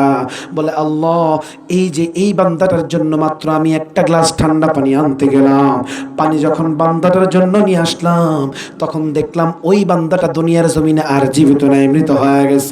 আল্লাহ এই বান্দাটা দুনিয়ার জমিনের মধ্যে 400 বছর আপনার ইবাদত করেছে, 400 বছর আপনার জিকির করেছে, 400 বছর আপনার গুণগান গাইছে, এই বান্দাটা মাত্র একটা গ্লাস ঠান্ডা পানি খেতে চাইলো। আল্লাহ আপনি তাকে এই সুযোগটাও কেন দিলেন না? আল্লাহ আপনি তো অন্তত তাকে একটু পরে নিতে পারতেন, পানিটা একটু খাওয়াই নিতে পারতেন। আল্লাহ এই জন্য বলেছি আপনি কি ইনসাফের বিচার করলেন নাকি? আল্লাহ রাব্বুল আলামিন ডাক দিয়ে বলে, মুসা আমি আল্লাহ বুঝি ইনসাফ করি নাই? তাহলে মুসা তুমি বলো, মুসা তুমি জবাব দাও, এই বান্দাটাকে দুনিয়ার জমিনে 400 বছর কে খাওয়াইছে? বলতেছে আল্লাহ আপনি খাওয়াইছিলেন। তাকে কে রিজিক দিয়েছিল? বলতেছে আল্লাহ আপনি দিয়েছিলেন। তাকে কে পানি পান করাইছিল? বলতেছে আল্লাহ আপনি করাইছিলেন। তাহলে বলো মুসা এই বান্দাটাকে যদি আমি দুনিয়ার জমিনে 400 বছর একটানা খাওয়াইতে পারি, 400 বছর একটানা পানি পান করাইতে পারি, এই বান্দাটা আমার কাছে এক গ্লাস ঠান্ডা পানি না চাইয়া কেন তোমার কাছে গিয়া চাইলো? বান্দা আমার কাছে না চাইয়া কেন তোমার কাছে চাইলো? হে মুসা আমি শিরকের গন্ধ শুনতে পারি না। দুনিয়ার মানুষ মুসলমান ইমানদার যুবক আমার আল্লাহ পাক রব্বুল আলামিন শিরকের গন্ধ শুনতে পারেন না। শিরক এমন মারাত্মক গুনাহ আল্লাহ পাক রব্বুল আলামিন কোরআনুল কারীমের মধ্যে জানান দেন, ইন্নাল্লাহা লা ইয়াগফিরু আন ইউশরাকা বিহি ওয়া ইয়াগফিরু মা দুনা যালিকা লিমান ইয়াশা ওয়া মান ইউশরিক বিল্লাহি ফাকাদ দাল্লা দালালান বাঈদা। দুনিয়ার সব গুনাহ ক্ষমা হবে কিন্তু শিরকের গুনাহ কোনোদিন ক্ষমা হবে? ক্ষমা হবে? এই কথাটা এই আয়াতটা নাজিল করেছেন কে? আল্লাহর কথার মধ্যে বিন্দু পরিমাণ কোনো সন্দেহ আছে? এই কুষ্টিয়ার মুসলমান দিলের কান লাগায় শুনো, সাল্লাল্লাহু আলাইহি ওয়াসাল্লাম নৌকা বানাইতেছে। আজকে যে আপনাদের ফেরি দিয়ে আসলাম, এই যে ফেরি, লঞ্চ, স্টিমার, নৌকা, এগুলোর গোড়া প্রত্যন করেছিলেন হযরত নূহ আলাইহিস সালাতু ওয়াস সালাম। শুরুটা ওনার হাতেই। এবার নৌকা বানানো হয়ে গেছে। নৌকাটা বানাইছেন কার নির্দেশে? আল্লাহ। আপনি যদি কথা বলেন বুঝতে পারবো যে কথাগুলো বুঝতেছেন আপনারা, মনোযোগ আছে আলহামদুলিল্লাহ। এই নৌকাটা বানানোর নির্দেশ দিচ্ছেন আল্লাহ। কাফের বেঈমানরা দেখে হাসাহাসি করে, দেখ এটা কি বানাইতেছে রে, নূহ পাগল হয়ে গেছে নাকি? এটা মনে হয় পাগল। আল্লাহ কয় একটু পরে না তোরা টের পাবি। এবার মুমিনদেরকে নৌকার মধ্যে উঠা আনে। কাফের বেঈমানগুলোর উপরে আল্লাহ পাকের পক্ষ থেকে আযাব। কেমন আযাব? মহাপ্লাবনের মাধ্যমে ওই জাতিটাকে আল্লাহ পাক চিরতরে ধ্বংস করে দিয়েছেন। এবার 2 নাম্বার জাতি হলো আদ জাতি। এদের বিষয়টা একটু শুনেন। এরা দুনিয়ার জমিনে অনেক উঁচু উঁচু টাওয়ার বানাইতো। এরা নিজেদেরকে অনেক বেশি শক্তিশালী মনে করত। এদের কাছে পাঠানো হয়েছে হযরত হুদ আলাইহিস সালাতু ওয়াস সালাম কি। হুদ আলাইহিস সালাতু ওয়াস সালাম এদেরকে দাওয়াত দিল। এরা তখন কি বলেছিল আল্লাহ পাক রব্বুল আলামিন সেটাও কোরআনুল কারীমের মধ্যে জানায়া দেন। ফাআম্মা আদুম ফাস্তাকবারু ফিল আরদি বিগাইরিল হাক্কি ওয়া ক্বালু মান আশাদ্দু মিন্না কুওয়া।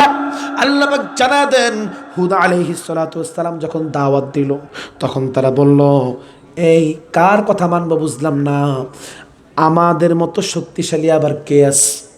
নাউজুবিল্লাহ বলবেন না? আওয়াজ দিয়ে বলেন না। আচ্ছা বলেন তো বাবারা, আমাদের যে শক্তিশালী আমার মালিক আছেন না নাই? আল্লাহকে তোরা শক্তিশালী, একটু পরে তোরা বুঝবি যে তোরা কতটুকু শক্তিশালী। এবার আল্লাহ পাক আদ জাতির উপরে আযাব দিল। কেমন আযাব দেখেন, এদের আযাবটা একটু ভিন্ন রকম আযাব। একটানা 3 বছর বৃষ্টি বন্ধ হয়ে গেল। কয় বছর? 3 বছর। বলেন তো এই কুষ্টিয়াতে যদি একটানা 3 বছর বৃষ্টি বন্ধ হয়ে যায় তাহলে কি কোনো ফসল হবে? এবার যখন ফসল হয় না, বৃষ্টি বন্ধ হয়ে গেছে, অহংকার জাতি আদ জাতি এবার একটু নড়েচড়ে বসছে। এবার কয় আল্লাহ বৃষ্টি যদি না হয় আমাদের তো অবস্থা খারাপ হয়ে যাবে, তো তোরা না সবচেয়ে শক্তিশালী, তো বৃষ্টি আন। বলেন তো মুসলমান, পৃথিবীর সমস্ত বিজ্ঞান একত্রিত হলেও এক ফোঁটা বৃষ্টি তৈরি করতে পারবে না, আকাশ থেকে ফালাইতে পারবে না। এটা দেওয়ার মালিক কে? আল্লাহ পাক তো বন্ধ করে দিয়েছেন, এখন বৃষ্টিটা আনবে কোত্থেকে? আল্লাহ পাকের পক্ষ থেকে এবার এদেরকে এত আযাব দিল। কেমন আযাব দেখেন, বলে একটু আগে তো বৃষ্টি বন্ধ করে দিয়েছে 3 বছরের জন্য, এবার আল্লাহ পাক এমন বৃষ্টি দিলেন, অতি বৃষ্টির মাধ্যমে ওই জাতিটাকেও আল্লাহ পাক চিরতরে ধ্বংস করে দিয়েছে। 3 নম্বর জাতি হলো সামুদ জাতি, সংক্ষিপ্ত এদেরকে আল্লাহ পাক ধ্বংস করে দিলেন। 4 নম্বর জাতি হলো লূত আলাইহিস সালাতু ওয়াস সালামের কওম, আল্লাহ পাক এদেরকেও ধ্বংস করে দিল। 5 নম্বর জাতি হলো মাদিয়ান জাতি, আল্লাহ পাক এদেরকেও ধ্বংস করে দিল। 6 নম্বর জাতি হলো আপনাদের সকলের পরিচিত মুখ, পৃথিবীর সবচেয়ে কুখ্যাত ব্যক্তি, দুনিয়ার সবচেয়ে বড় স্বৈরাচার ফেরাউন সম্প্রদায়। অনেকে মনে করছে আমি এখন কার নাম জানি কমো না। এই ফেরাউন সম্প্রদায়কে আল্লাহ পাক অনেক সুযোগ দিয়েছিল। মানে কথা কি বুঝতেছেন তো? হাব ভাব আমি বুঝতেছি না আপনাদের। আচ্ছা একটু জোরে সোরে আমিন বলেন তো। আমিন দিয়ে আমার একটু সজাগ করে দিবেন আর কি, যে আপনারা বুঝতেছেন, আপনারা বুঝাইতেছেন আর কি। ফেরাউনকে আল্লাহ পাক অনেক সুযোগ দিয়েছিল, ফেরাউন কিন্তু ভালো হয় না। দুনিয়ার মধ্যে অনেক স্বৈরাচারে গিয়েছে, আমরাও দেখেছি, আমি দেখি না, আপনারা দেখছেন হয়তো আর কি। তো এই স্বৈরাচারগুলোকে আল্লাহ পাক প্রথমে সুযোগ দিয়েছে, একটা পর্যায়ে আর সুযোগ দেয় নাই। আল্লাহ পাক ছাড় দেন কিন্তু মাগার ছেড়ে দেন না। ফেরাউনকে আল্লাহ পাক অনেক সুযোগ দিয়েছিল। এবার মূসা আলাইহিস সালাতু ওয়াস সালামকে বলতেছেন, হে মূসা তুমি মিশর ছেড়ে চলে যাও, ফেরাউন কিন্তু আর ভালো হবে না। আপনারা তো ফেরাউনের ঘটনা খুব ভালোভাবে জানেন, কিন্তু এটা বলা উদ্দেশ্য না। কেন বলতেছি একটু পরে আপনারা বুঝতে পারবেন। এবার মূসা আলাইহিস সালাতু ওয়াস সালাম আল্লাহ পাকের নির্দেশ লোহিত সাগরের সামনে হাজির। এখন যখন লোহিত সাগরের সামনে হাজির হয়ে গেছে, সাগর পাড়ি দিবে কেমনে? নদী না, এত পানি পাড়ি দিবে কিভাবে? মূসা আলাইহিস সালাতু ওয়াস সালামের লোকেরা বলতেছেন, মূসা বুঝলাম না তো কিচ্ছু। কই কি এত বড় সাগর নদী পাড়ি দিব কেমনে আমরা বুঝলাম না। কয় কোনো পেরেশান হওয়ার দরকার নাই, বলেন তো মুমিনদের সঙ্গে আছেন কে? আর জোরে। মূসা আলাইহিস সালাতু ওয়াস সালাম তখন বললেন, কাল্লা ইন্না মা'i রাব্বি সায়াহদিন। মূসা আলাইহিস সালাতু ওয়াস সালাম বললেন, কোনো পেরেশান নাই, টেনশন নাই, আমাদের সঙ্গে আছেন কে? মূসা আলাইহিস সালাতু ওয়াস সালাম আল্লাহ পাকের উপরে ভরসা করেছে। এবার আল্লাহ পাক রব্বুল আলামিন বলতেছেন, মূসা তোমার হাতে কি এটা? কয় লাঠি। কয় একটা কাজ করো, পানির মধ্যে আঘাত করো। পানির মধ্যে যখন আঘাত করলেন, সাগরের মাঝখান দিয়ে যেন কি হয়ে গেছে? রাস্তা। এবার যখন নাকি রাস্তা হয়ে গেছে, মূসা বললেন চলো। সুন্দর করে তারা পার হয়ে গেছে। পিছন দিক যাচ্ছি মিস্টার ফেরাউন। এবার ফেরাউন এসে বলতেছেন, দেখ আমি খোদার ভয়ে আজকে সাগরের মাঝখান দিয়ে রাস্তা হয়ে গেছে। মানে সে নিজেকে দাবি করতেছে তার ভয়ে নাকি রাস্তা হয়ে গেছে। নাউজুবিল্লাহ বলবেন না? তোরা তো আমার খোদা মানুষ, তা দেখ আমার ভয়ে কত কিছু হইতে পারে, সাগরের মাঝখান দিয়ে রাস্তা সহ হয়ে গেছে। আল্লাহ কয়, তোরা কি তুই খোদা? একটু পরে তুই বুঝবি, একটু পরে না তুই টের পাবি তুই খোদা নাকি হুদা। আসলে ফেরাউনকে খোদা নাকি হুদা? ফেরাউন কয় চলো। সাগরের মাঝখানে যখন হাজির হয়ে গেল, সাগরের দুই পাশের পানিগুলোকে আবার একত্রিত করেছেন কে? আল্লাহ। এবার তো ফেরাউন আটকে গেছে, এবার তো বাঁচার জন্য কিছু বলতে হবে, তাই না? এবার বাঁচার জন্য কায়দা করে বলে, আল্লাহ ভালো হয়ে গেলাম। আল্লাহ কয়, গাদ্দার অতীতে এত সুযোগ দিলাম, ভালো হস নাই, এখন আর তোর কোনো সুযোগ টুযোগ নাই। আল্লাহ পাক ছাড় দেন কিন্তু ছেড়ে দেন। লা ইলাহা ইল্লাল্লাযী আমানাত বিহি বানু ইসরাঈল। আল্লাহ ফেরাউন বলতেছেন, আল্লাহ বনি ইসরাইল যাদের উপর ঈমান এনেছে আমিও তাদের উপর ঈমান আনলাম। আল্লাহ কয় গাদ্দার, এখন আর কোনো সুযোগ নাই, সুযোগ নাই। আমার আল্লাহ পাক ওই ফেরাউনকে আর সুযোগ দিলেন না, সঙ্গে সঙ্গে ধ্বংস করে দিলেন। আল্লাহর ক্ষমতা আছে না নাই? পৃথিবীতে কেউ স্থায়ী হয় না, হোক না সে ফেরাউন কিবা নমরুদ। কেউ ভবে চিরকাল রয় না, কেউ ভবে চিরদিন রয় না। নিম্নদাচু আছে থাকবে, সত্যকে চিরদিন ডাকবে। ডেকে ডেকে বলে যাবে দিন ও রাত, ডেকে ডেকে বলে যাবে দিন ও রাত। কেউ যেন ফেরাউন হয় না, পৃথিবীতে কেউ স্থায়ী হয় না, হোক না সে ফেরাউন কিবা নমরুদ। কেউ ভবে চিরকাল রয় না, কেউ ভবে চিরদিন রয় না। ঠিক কিনা? 6টা ঘটনা কেন বললাম এবার বুঝেন। আল্লাহ পাক এই 6টা জাতিকে কেন ধ্বংস করেছেন? শিরিক করার কারণে, আল্লাহর অবাধ্য জাতি হওয়ার কারণে। আচ্ছা বাবার, আপনি একটু অন্তর থেকে বলেন তো, আমরা বর্তমান সময়ে কি এদের থেকে গুনাহ কম করি? কম করি। কিন্তু আল্লাহ পাক আমাদেরকে এদের মতো আযাব দিচ্ছেন না, কারণটা কি? তার মানে বোঝা গেল মহান মালিকের পক্ষ থেকে এই বান্দাগুলোর উপর দয়া আছে না নাই? আর দয়া যদি না থাকতো আল্লাহ পাক কবে ধ্বংস করে দিত? বলেন তো, আল্লাহ পাক কি চাইলে এই জমিনটাকে এমনে ধরে এমনে উল্টাই দিতে পারেন কি পারেন না? মানে আল্লাহর ক্ষমতা আছে না নাই? কিন্তু আল্লাহ পাক দয়া করতেছেন, তবে সুযোগ দিতেছেন, মানে ছাড় দিতেছেন আমাদেরকে, ছেড়ে দিবেন না। বসরিওয়ালা যখন নাকি মাছ ধরে না, বসরির মধ্যে একটু খাবার লাগায় দেয়। তো বসরিটা যখন ফালায়, বসরিওয়ালা চিন্তা করে, মাছ খা, তুই আরো ভালো করে খা। তো মাছ কত সুন্দর খাবারটা খায়।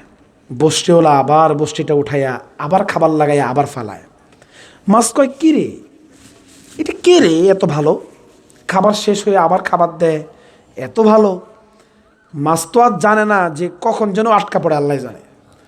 বসিওয়ালা মনে মনে চিন্তা করে, মাছ তোর খাবার যা প্রয়োজন হয় আমি না দিব, তুই খা, তবে যখন সুযোগ বুঝবো তখন তোর টান দিব। মানে সুযোগ বুঝে না তোর টান দিতে হবে, তো আগে তো তোর খাওয়াইতে হবে, না খালে তুই আটকিবি কেমনে? আমার আল্লাহ কয়, যা বান্দা খা, আরো খা, আমার নিয়ামতের অভাব নাই। কিন্তু জুলুম, অন্যায় যখন বেশি হয়ে যাবে, সীমা অতিক্রম হয়ে যাবে, ওই বসরিওয়ালার মতো এক টান দিয়ে একবারে জাহান্নামের মধ্যে না ফালাইয়া দিব। আল্লাহর ক্ষমতা আছে না নাই? এটা আল্লাহ পাক ছাড় দিতেছে আমাদেরকে। অতিরিক্ত লোভী হবেন না, অন্যায় করবেন না। আল্লাহ পাকের পক্ষ থেকে আযাব যে আসতেছে, এগুলো কেন আসে জানেন? আমাদের এই যে অন্যায় করি, অন্যায়ের ফসল এগুলা, অন্যায়ের ফল এগুলা। নামাজ পড়েন না যে, অন্যায় করেন যে, এগুলার ফল। আচ্ছা, তাহলে আমল বিনষ্ট হওয়ার পিছনে কয়টা গুনাহ যেন বলেছিলাম? 3টা। কয়টা? সবাই বলেন আরো জোরে। 1 নাম্বার শিরিক বলেছি, তাই না? এবার 2 নাম্বারটা শুনুন, সংক্ষিপ্ত 5 থেকে 7 মিনিটে শেষ করবো, একটু বুঝতে হবে। 2 নাম্বার হচ্ছে পিতামাতার সঙ্গে খারাপ আচরণ করা। কি করা? খারাপ আচরণ করা। আচ্ছা বাবারা বলেন তো, এই দোয়া পাড়ার মধ্যে কি এরকম ছেলে ফেলে নাই যে পিতামাতার সঙ্গে খারাপ আচরণ করে? অভাব নাই। কলেজের টুকরা যুবক ভাইয়েরা, আপনাদেরকে আমি বলতে চাই কথাগুলো, কারণ সারা বাংলাদেশে ওয়াজ করতে যে 80% যুবকরাই কিন্তু আজকের এই প্রোগ্রামগুলো করে, আমরা দেখি। তাও 18 বছর 20 বছর ছেলেফেলেরা করে। এখন আপনারা তো ভালো ভালো কাজ করেন, ঠিক আছে, আরও কিছু ভালো কাজ করতে হবে, সাথে অ্যাড করতে হবে। কি ভালো কাজ? পিতামাতার দোয়া নিতে হবে। আপনি বিশ্বাস করেন, আপনি যদি দুনিয়াতে সাকসেস হতে চান, সফল হতে চান, পিতামাতার দোয়া আপনার নিতেই হবে। দুনিয়াতে যদি আপনি টাকাওয়ালাও হতে চান, তারপরে পিতামাতার দোয়া লাগবে। স্পষ্ট কথা। আমার বাড়ি যদিও কুমিল্লা, ফ্যামিলি নিয়ে আমি ঢাকাতে থাকি, আমার আম্মাও সেখানে থাকে। তো আম্মা এক ইউনিট, যেহেতু আম্মাও তো রুমে আছে, প্রতিদিন আসার সময় আম্মার কাছে মাথাটা এমনি দিয়ে দেয়, আম্মা একটু দোয়া করে দেন তো। কারণ মাহফিলে যাব, অনেক দূরের রাস্তা, অনেক দূর দূর দূরান্তে যেতে হবে, আম্মার দোয়া না নিলে তো ভালো লাগবে না, আম্মা একটু দোয়া করে দেন। তো আম্মা কয়, তুই কি ফাইজলামি করস? দোয়া কি তোর কি এমনি করে দেওয়া লাগবো? আমি তো তোর জন্য সবসময় এমনিতেই দোয়া করি, মাথাকে এর এমনি আনা লাগবে? কিন্তু আমার কথা হচ্ছে, আমি যদি আব্বা আম্মা থেকে দোয়া নিয়ে বের হই, তাহলে আলাদা একটা শক্তি আছে না নাই? অন্তত নিশ্চিত থাকি মহান মালিক কোথাও লাঞ্ছিত করবেন না। কারণ যে ব্যক্তিটা পিতামাতার দোয়া নিয়ে চলে, পিতামাতার দোয়া নিয়ে বের হয়, পিতামাতার অন্তরটা খুশি রাখে, খুশি হন কে? আরে আব্বা আম্মার অন্তর খুশি তো আমার আল্লাহ খুশি। আর আল্লাহ যদি আপনার উপর খুশি থাকে বাবা, আপনার দুনিয়া আখেরাত উভয় জাহানের শান্তি নিশ্চিত, এটা দিলে রেখে রাখেন। আর যদি আপনি আপনার পিতামাতার চোখ দিয়ে পানি বের করেন, এটাও লিখে রাখেন আপনার সন্তান আপনার চোখ দিয়ে পানি বের করে ছাড়বে। কথাগুলো একটু স্মরণ রাখিয়েন, আমৃত্যু স্মরণ রাখিয়েন। আজকের এই প্রোগ্রামটা করেছেন এত পয়সা খরচ করে, অন্তত এই কথাগুলোর উপর যদি আমল করেন তাহলে প্রোগ্রাম সাকসেস। ব্যাস, আমার কথা হচ্ছে সবাই আমল করার দরকার নেই, অন্তত একজন যদি আমল করে ব্যাস হয়ে যাবে। কিন্তু এখন যদি প্রত্যেকের স্থান থেকে প্রত্যেকে চিন্তা করেন না আমি স্মরণ রাখবো, তাহলে তো আলহামদুলিল্লাহ। তো এখন কথা হচ্ছে পিতামাতার দোয়া আপনার লাগবেই যদি বড় হতে চান। আজ যদি বলেন হুজুর আমি ব্যবসায় সাকসেস হতে চাই না, দুনিয়াতে শান্তি চাই না, শুধু অশান্তির উপর অশান্তি চাই, তাহলে আপনার পিতামাতার চোখ দিয়ে আপনি পানি বের করেন, সমস্যা নেই। আল্লাহ পাক কি বলেছেন জানেন? ছোট্ট কথা হলেও কত সুন্দর, দেখেন, অকদ রব্বুকা আল্লা তা'বুদু ইল্লা ইয়াহু ওয়া বিল ওয়ালিদাইনি ইহসানা। ইহসান করো পিতামাতার সাথে, ইহসান। মাঝখানে ছোট্ট একটা শব্দ আল্লাহ পাক বলেছেন উফি ওয়ালা তানহারহুমা। যদিও ছোট শব্দ, ব্যাখ্যাটা অনেক সুন্দর। দেখেন একটু, বাবার কষ্ট হচ্ছে, আমি মোনাজাত দিয়ে দিব? আচ্ছা একটু শুনেন, আল্লাহ পাক বলতেছে উফিও, ব্যাখ্যাটা বুঝেন। পিতামাতা যখন নাকি মুরব্বী হয়ে যাবে, বুড়ো হয়ে যাবে, পিতামাতা মুরব্বী হওয়ার পরে অনেক সময় কিন্তু পিতামাতা উল্টাপাল্টা কথা বলতে পারে, মানে তার জবান দিয়ে উল্টাপাল্টা কথা বের হয়ে যেতে পারে, স্বাভাবিক। এদের এই উল্টাপাল্টা কথার কারণে আপনি বিরক্ত প্রকাশ করতে পারবেন না, উফ শব্দটা ব্যবহার আপনি করতে পারবেন না, বুঝবেন? এদের কষ্টের কারণে আপনি বিরক্ত হতে পারবেন না। আর যদি আপনার কষ্টের কারণে আপনার পিতামাতা কষ্ট পায়, আপনার পিতামাতা আপনার কারণে যদি বিরক্ত হয়, তাহলে তো আল্লাহর আরশ কেঁপে উঠবে, তাহলে তো মহান মালিক সহ্যই করতে পারবেন না। শেষে বলেছেন ওলা তানহারহুমা, মানে ধমক দেওয়া যাবে না এদেরকে। আর আমরা কি করি? মারিও, হাতও লাগাই। এরকম কুলাঙ্গা সন্তান আছে না নাই? কুষ্টিয়াতে না থাকলেও অন্য অন্য এলাকায় আছে। খবরদার বাবা, এই যে আপনারা একটু দেখবেন, ইতিহাস পড়ে দেখবেন, শুনে দেখবেন, যারা পিতামাতার বদদোয়া নিয়েছে এরা সাকসেস হতে পারে নাই, যারা বড় হয়েছে এদের থেকেও একটু ডিটেলসটা জানেন, এরাও পিতামাতার দোয়া নিয়ে বড় হয়েছে। ছেলেফেলে যুবক ভাইয়েরা, কলেজের টুকরা আপনারা আমার, আপনারা মুরব্বীদেরকে সম্মান দিবেন, পিতামাতাদেরকে সম্মান দিবেন। আজকে তো ছেলেফেলার মুরব্বীদেরকে সম্মান দিতে বুঝে না, চিনে না, রাস্তা দিয়ে হাঁটে মুরব্বীকে সালাম দেয় না। বাবা, এটা আদব না। সুন্দর একটা সমাজ গঠন করেন, এভাবে সুন্দর সুন্দর সালাম দিয়ে, সালামের মাধ্যমে মানুষের মধ্যে মহব্বত সৃষ্টি হয়ে যায়। পিতামাতার থেকে দোয়া নিবেন, মুরব্বী, দাড়ি পাকা মুরব্বী যারা আছে এদের কাছ থেকে দোয়া নিবেন। আপনি চা দোকানে বসে আছেন, মুরব্বী আসছে, আপনি উঠে বলবেন বাবা আপনি বসেন, এটা হচ্ছে আদব। এই আদবের কারণে আপনি অনেক বড় হয়ে যাবেন। এই মুরব্বী যদিও 80 বছর হয়ে গেছে, আপনার ওই জবান দিয়ে ওনার দোয়া করার দরকার নাই, অন্তর থেকে একটা দোয়া চলে যাবে। কলেজের টুকরা যুবক ভাইয়ারা, রাগ করেছেন নাকি? কারা কারা যুবক একটু হাত তোলেন তো দেখি। আপনারা মানবেন তো ইনশাল্লাহ কথাগুলা? পিতামাতার দোয়া নিয়ে চলবেন তো? মুরব্বীদের দোয়া নিয়ে চলবেন তো?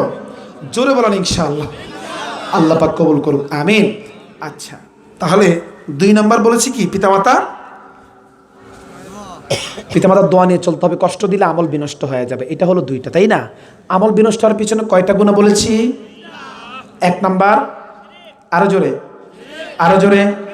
2 নাম্বার পিতামাতাকে কষ্ট দেওয়া। 3 নাম্বার হচ্ছে নবীর সঙ্গে বেয়াদবি করা। হুজুর আমরা তো নবীকে পাই নাই, নবীকে আবার কেমনি কষ্ট দিলাম আমরা? যারা দাঁড়িয়ে রাখেন নাই, নবীর আদর্শের সঙ্গে আপনারা বেয়াদবি করতেছেন। বাবা, আপনি কেন দাঁড়িয়ে রাখেন নাই? আপনি দাঁড়িয়ে রাখেন নাই এই জন্য আপনাকে খারাপ দেখা যাবে, বুড়ো বুড়ো দেখা যাবে? আরে মিয়া, রসুলকে পৃথিবীর সবচেয়ে আল্লাহ পাক সুন্দর করে বানিয়েছেন। মহান মালিক এতটাই সুন্দর বানিয়েছেন, পৃথিবীতে তার মতো সুন্দর আর কেউ হয় নাই।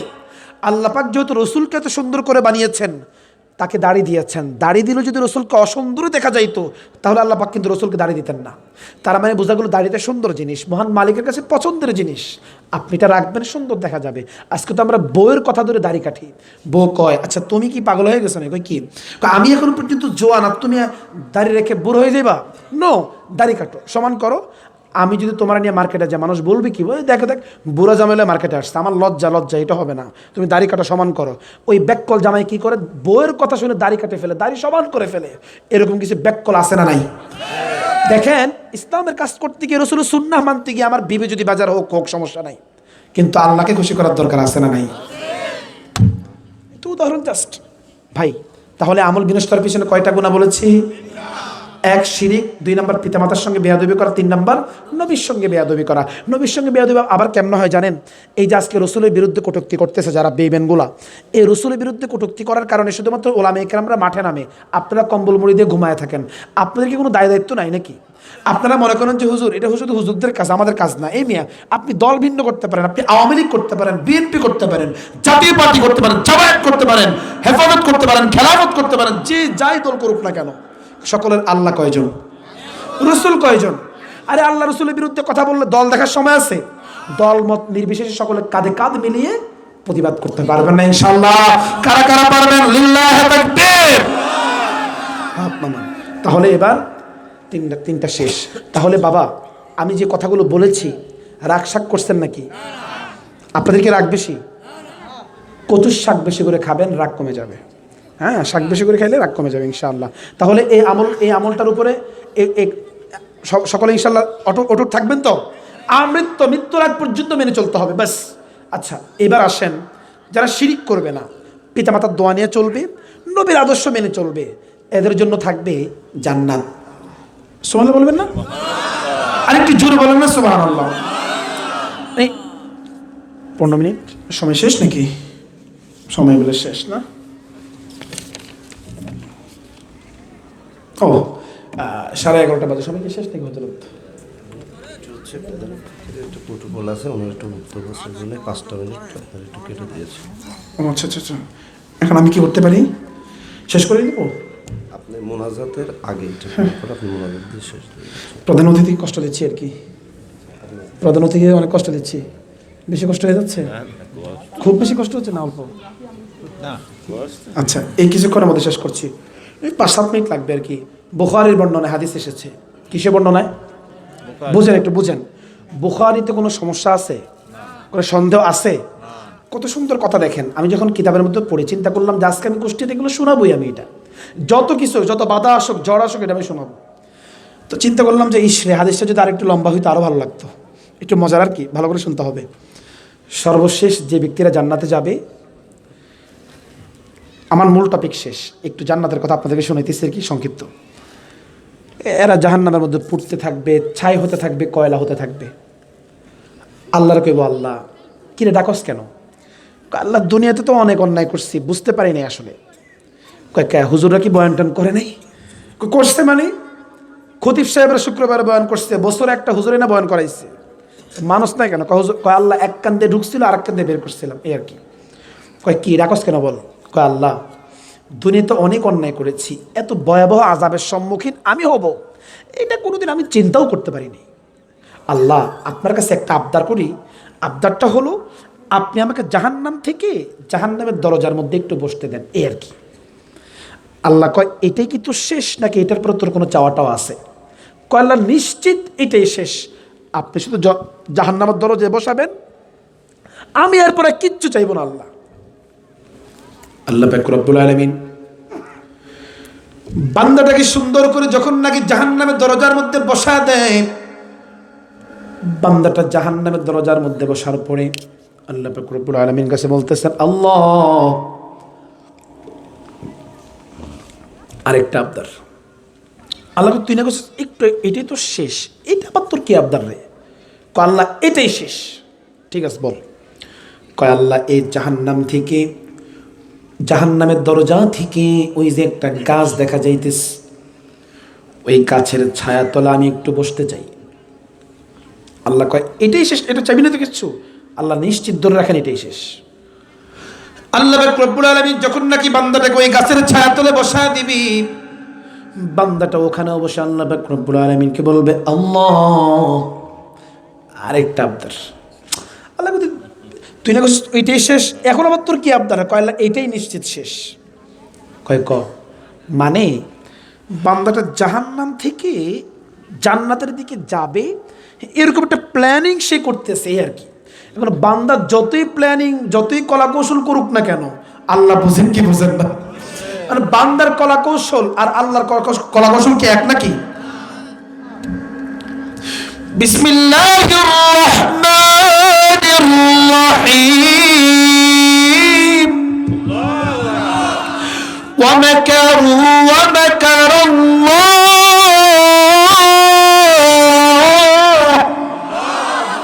আল্লাহ পাক বলতেছেন রে গোলাম, দুনিয়ার সমস্ত বিজ্ঞানের কলা কৌশলকে একত্রিত করলেও আমার মালিকের কলা কৌশলের ধারে কাছেও যাবে। আল্লাহ বুঝতেছেন বান্দারা কি চাইতেছে। অনেক সময় আমাদের আব্বা আম্মা কিন্তু সবকিছু বুঝেও না বুঝার বান্দারা দেখে আমার পোলাটা যায় কই। আল্লাহ কয় ঠিক আছে। আল্লাহ পাক রব্বুল আলামিন তাকে ওই গাছের ছায়া তলে বসায়া দিল। বান্দারা ওখানে বসে আল্লাহ পাক রব্বুল আলামিনকে বলবে মালিক আপনার কাছে আরেকটা আবদার। আল্লাহ কয় কি আবদার রে বান্দা? কয় আল্লাহ এটাই শেষ। কয় বুঝলাম তো তোর শেষ। কয় আল্লাহ ওই যে জাহান্নাম দেখা যায়, জান্নাত দেখা যাইতেছে, ওই জান্নাতের দরজার পাশে একটা গাছ দেখা যাইতেছে, ওই গাছের ছায়া তোলা আমি একটু বসতে চাই। আল্লাহ কয় এটা শেষ তো? নিশ্চিত। আল্লাহ পাক রব্বুল আলামিন বান্দারাকে যখন নাকি জান্নাতের দরজার পাশে বসায়া দিল, এতক্ষণ পর্যন্ত লোভ সামলাইতে পারে নাই। এবার যেহেতু জান্নাতের দরজার পাশে আসছে, এবার কি আর লোভ সামলাইতে পারে? এবার আল্লাহ পাক রব্বুল আলামিন কি বলতেছেন, আল্লাহ আপনার কাছে আরেকটা আবদার হলো। আল্লাহ কয় কি আবদার রে বান্দা? কয় আল্লাহ এটাই কিন্তু শেষ। কয় তোর কথা যে কত সলিড এটা আমি আল্লাহ না জানি ভালো করে। আচ্ছা কি? কয় আল্লাহ এবার শুধু জান্নাতের দরজাটা একটু খুলে দেন, আমি জান্নাতটা দেখবো আর কিছু করবো না। ঠিক আছে। আল্লাহ পাক রব্বুল আলামিন দেখেন কত সুন্দর কথা। আল্লাহ পাক রব্বুল আলামিন যখন নাকি জান্নাতের দরজাটা খুলে দেয়, বান্দারা যখন নাকি এবার জান্নাতটা দেখবে, জান্নাতটা দেখার পরে এবার কি আর লোভ সামলাইতে পারে? এবার তো দেখছে। এবার আল্লাহ পাক রব্বুল আলামিনকে বলে আল্লাহ আপনার কাছে আরেকটা আবদার। কই কি? এটাই শেষ। আল্লাহ এটাই শেষ। তোর তো সবই শেষ। আমাদের এই দেশের এরকম লোক আছে না, তোর টাকা আগামী শুক্রবার এটাই শেষ ডেট নিশ্চিত। ওই শেষ ডেটের পরে যে কত শেষ ডেট আসে হিসাব ছাড়া, ঠিক না? তার মানে এগুলা এলাকার মধ্যে আছে এরকম। আল্লাহ কয় ঠিক আছে। কয় আল্লাহ যেহেতু জান্নাতটা আপনি দেখায়া দিলেন, এবার শুধুমাত্র জান্নাতের ভিতরে ঢুকবো আর সঙ্গে সঙ্গে বের হয়ে যাবো। সুবহানাল্লাহ বলবেন না? আমরা আল্লাহ পাক কি দয়ালু না? এবার আল্লাহ রব্বুল আলামিন বলবে বান্দা ঢুকবে আর বের হয়ে যাবে, কথা কিন্তু দিছস? কয় আল্লাহ নিশ্চিত। আল্লাহ পাক যখন নাকি বান্দাটাকে এবার জান্নাতের ভিতরে ঢোকা দেয়, এবার আর বের হয় না। আল্লাহ কি তোর লোকের আমার চুক্তি ছিল তো ঢুকবে আর বের হয়ে যাবে, কিন্তু বেরোস্তা কারণটা কি? কয় আল্লাহ এত সুন্দর চমৎকার জান্নাত আপনি দেখাইলেন, এই জান্নাতের ভিতরে আপনি ঢুকাইলেন, এত সুন্দর জান্নাত থেকে আমি বান্দা কোনোদিন বের হব না। আর আল্লাহ আপনি তো বলেছেন যেই বান্দাটাকে আপনি একবার জান্নাতের ভিতরে ঢুকাবেন, ওই বান্দাকে নাকি আপনি আর জান্নাত থেকে বের করবেন না। আমার আল্লাহ বলবে যা আমার পাগল, আমি আল্লাহ তোর জান্নাতটা দিয়ে দিলাম। সুবহানাল্লাহ। জান্নাত চির সুখের ঘর, জান্নাত চির সুখের ঘর, যদি জানতে ওগো তুমি মায়া ঘেরা রঙিন পৃথিবী নয় তো সুখের খনি। মায়া ঘেরা রঙিন পৃথিবী নয় তো সুখের খনি। জান্নাত পাওয়ার সহজ পথে তো শহীদি মরণ জান্নাত পাওয়ার সহজ পথে তো শহীদি মরণ শহীদ হলে খোদার রাহে শহীদ হলে খোদার রাহে তবে জান্নাত পাবে তুমি মায়া ঘেরা রঙিন পৃথিবী নয়তো সুখের খনি মায়া ঘেরা রঙিন পৃথিবী নয়তো সুখের খনি জান্নাতে যাইতে চান কারা কারা দুইটা হাত তুলে আমার আল্লাহকে দেখা দেন হে মালিক তাকা দেখো আজকের এই কুষ্টিয়ার মুসলমান জান্নাতে যাওয়ার জন্য হাত তুলেছে রে আল্লাহ মালিক গো আমরা গুনাহগার নাফরমান বান্দা তারপর আমরা জান্নাতের আশা করলাম আপনি আমাদের সকলকে জান্নাতের জন্য কবুল করেন জোরে বলেন আমিন এবার জান্নাতে যাওয়ার আশা যেহেতু করছেন কাজ করার দরকার আছে না নাই করবেন তো ইনশাআল্লাহ সহিহ মুসলিমের হাদিস জিজ্ঞেস করা হয়েছে পয়গম্বর জান্নাতের আশা আমরা এত করলাম কিন্তু জান্নাতে খাওয়া হবে ওটা কি এটা জানাই লাগবে নাকি কয় হ্যাঁ জানা লাগবে না মানে অবশ্যই জানা লাগবে এত আশা যেহেতু করলাম জান্নাতের মধ্যে খাওয়াবেটা কি সহিহ মুসলিমের হাদিস কয় সকালবেলা খাওয়াবে আপনারা যে খান কি খান পরোটা ডিম ভুনা খিচুড়ি ইলিশ এগুলো বলে ওখানে আর এইগুলো খাওয়াবে না ওখানে কি খাওয়াবে রসুল বলেন ওখানে সকালবেলা খাওয়াবে মাছের কলিজা বোনা মানে আমি বুঝতে পারছি আপনারা কেন সুবহানাল্লাহ বলেন না আপনারা মনে করছেন এদিকে পুঁটি মাছের কলিজা বোনা জান্নাতি মাছের কলিজা বোনা আমি সুবহানাল্লাহ চিল্লায় বলেন না হুজুর এটা কোনো খাওয়া হইলো আমি কিচ্ছু বুঝলাম না আমি মনে করছি আপনি কইবেন যে বোনা খিচুড়ি ইলিশ এগুলা খাওয়াবে গরু মাংস বোনা আর আপনি কইতেছেন যে মাছের কলিজা বোনা এটা কোনো খাওয়া হইলো আরে আমাদের কাছে মনে হয় যে খুব নরমাল খাবার কিন্তু আল্লাহর কাছে এটা ভিআইপি যারা জান্নাতে যাবে এরাই খাবে আল্লাহ পাক সকলকে কবুল করে বলেন আমিন সকালবেলায় শেষ এবার দুপুরবেলা আসে না নাকি দুপুরবেলা খাওয়াবে আপনাদের কুষ্টিয়ার কাচ্ছি সুবহানাল্লাহ বলবেন না কুষ্টিয়ার কাচ্ছি খাওয়াবো জান্নাতে কুষ্টিয়ার কাচ্ছি খাওয়াবো চিল্লাই তো সুবহানাল্লাহ ঠিকই বলছেন হুজুর আপনি যেটা কোন এটাই তো ঠিক ভুল হইলেও ঠিক ঠিক হইলেও ঠিক মিয়া কুষ্টিয়ার কাচ্ছি কি ওখানে বেল থাকবে সুলতান ডাইনের কাচ্ছি এটা একটু দামি এটা থাকবে শুধুমাত্র নাকি কোনোটা থাকবে কোনোটা থাকবে না তোমরা খাওয়াবে কি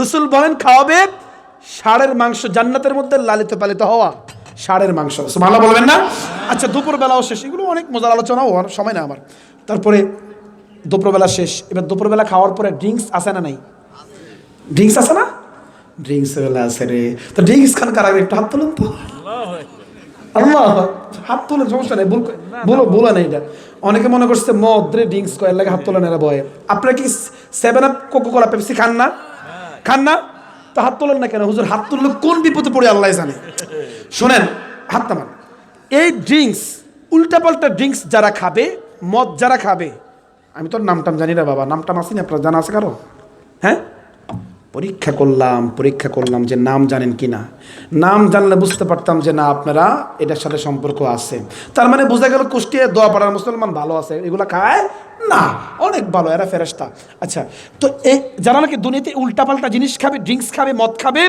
আল্লাহ পাক এদেরকে জান্নাতে একটা নিয়ামত দিবেন না ওয়াসাকাহুম রাব্বুহুম শারাবান তাহুর তারা পাবে না আর যারা খাবে না এরা কি পাবে জানেন ওয়াসাকাহুম রাব্বুহুম শারাবান তাহুরা জান্নাতি শারাব সুবহানাল্লাহ একটু আস্তে কইেন না আরেকটু আস্তে বলেন আচ্ছা এই যে শারাব খাওয়াবে এটা জান্নাতি নিয়ামত জান্নাতি শারাব খাইতে চান না ইনশাআল্লাহ এবার এটাও শেষ এবার হুর আছে না নাই আছে হুরও আছে হ্যাঁ হুর আছে হুর নিতে চান কার একটু হাত তোলেন তো একটু আল্লাহু আকবার তাড়াতাড়ি হাত তাবান ক্যামেরা ঘোরেন না কেউ হাত তাবান তাড়াতাড়ি এই যে এই হাত তুলছেন আজকে ঘরে ঢোকার সময় মিনিমাম 3-4টা সালার বস্তা বেঁধে ঘরে ঢুকবেন তুমি আমার লগে সংসার করো আজকে 40 বছর 50 বছর ধরে আর হুজুর কাছে কথা দিয়ে আসলে তুমি হুন নিয়ে জান্নাতে থাকবা এরা কখনো চায় না যে আমরা হুন নিয়ে জান্নাতে থাকি তাই না এরা চায় যে আমরা হুদ ছাড়া এদের কিনে জান্নাতে থাকি আর আমাদেরকে বলে আমার ওয়াদা দেন তো কি ওয়াদা কয় আপনি হুন নিতে পারবেন না আমি অবশ্যই হুদ দরকার রে আমার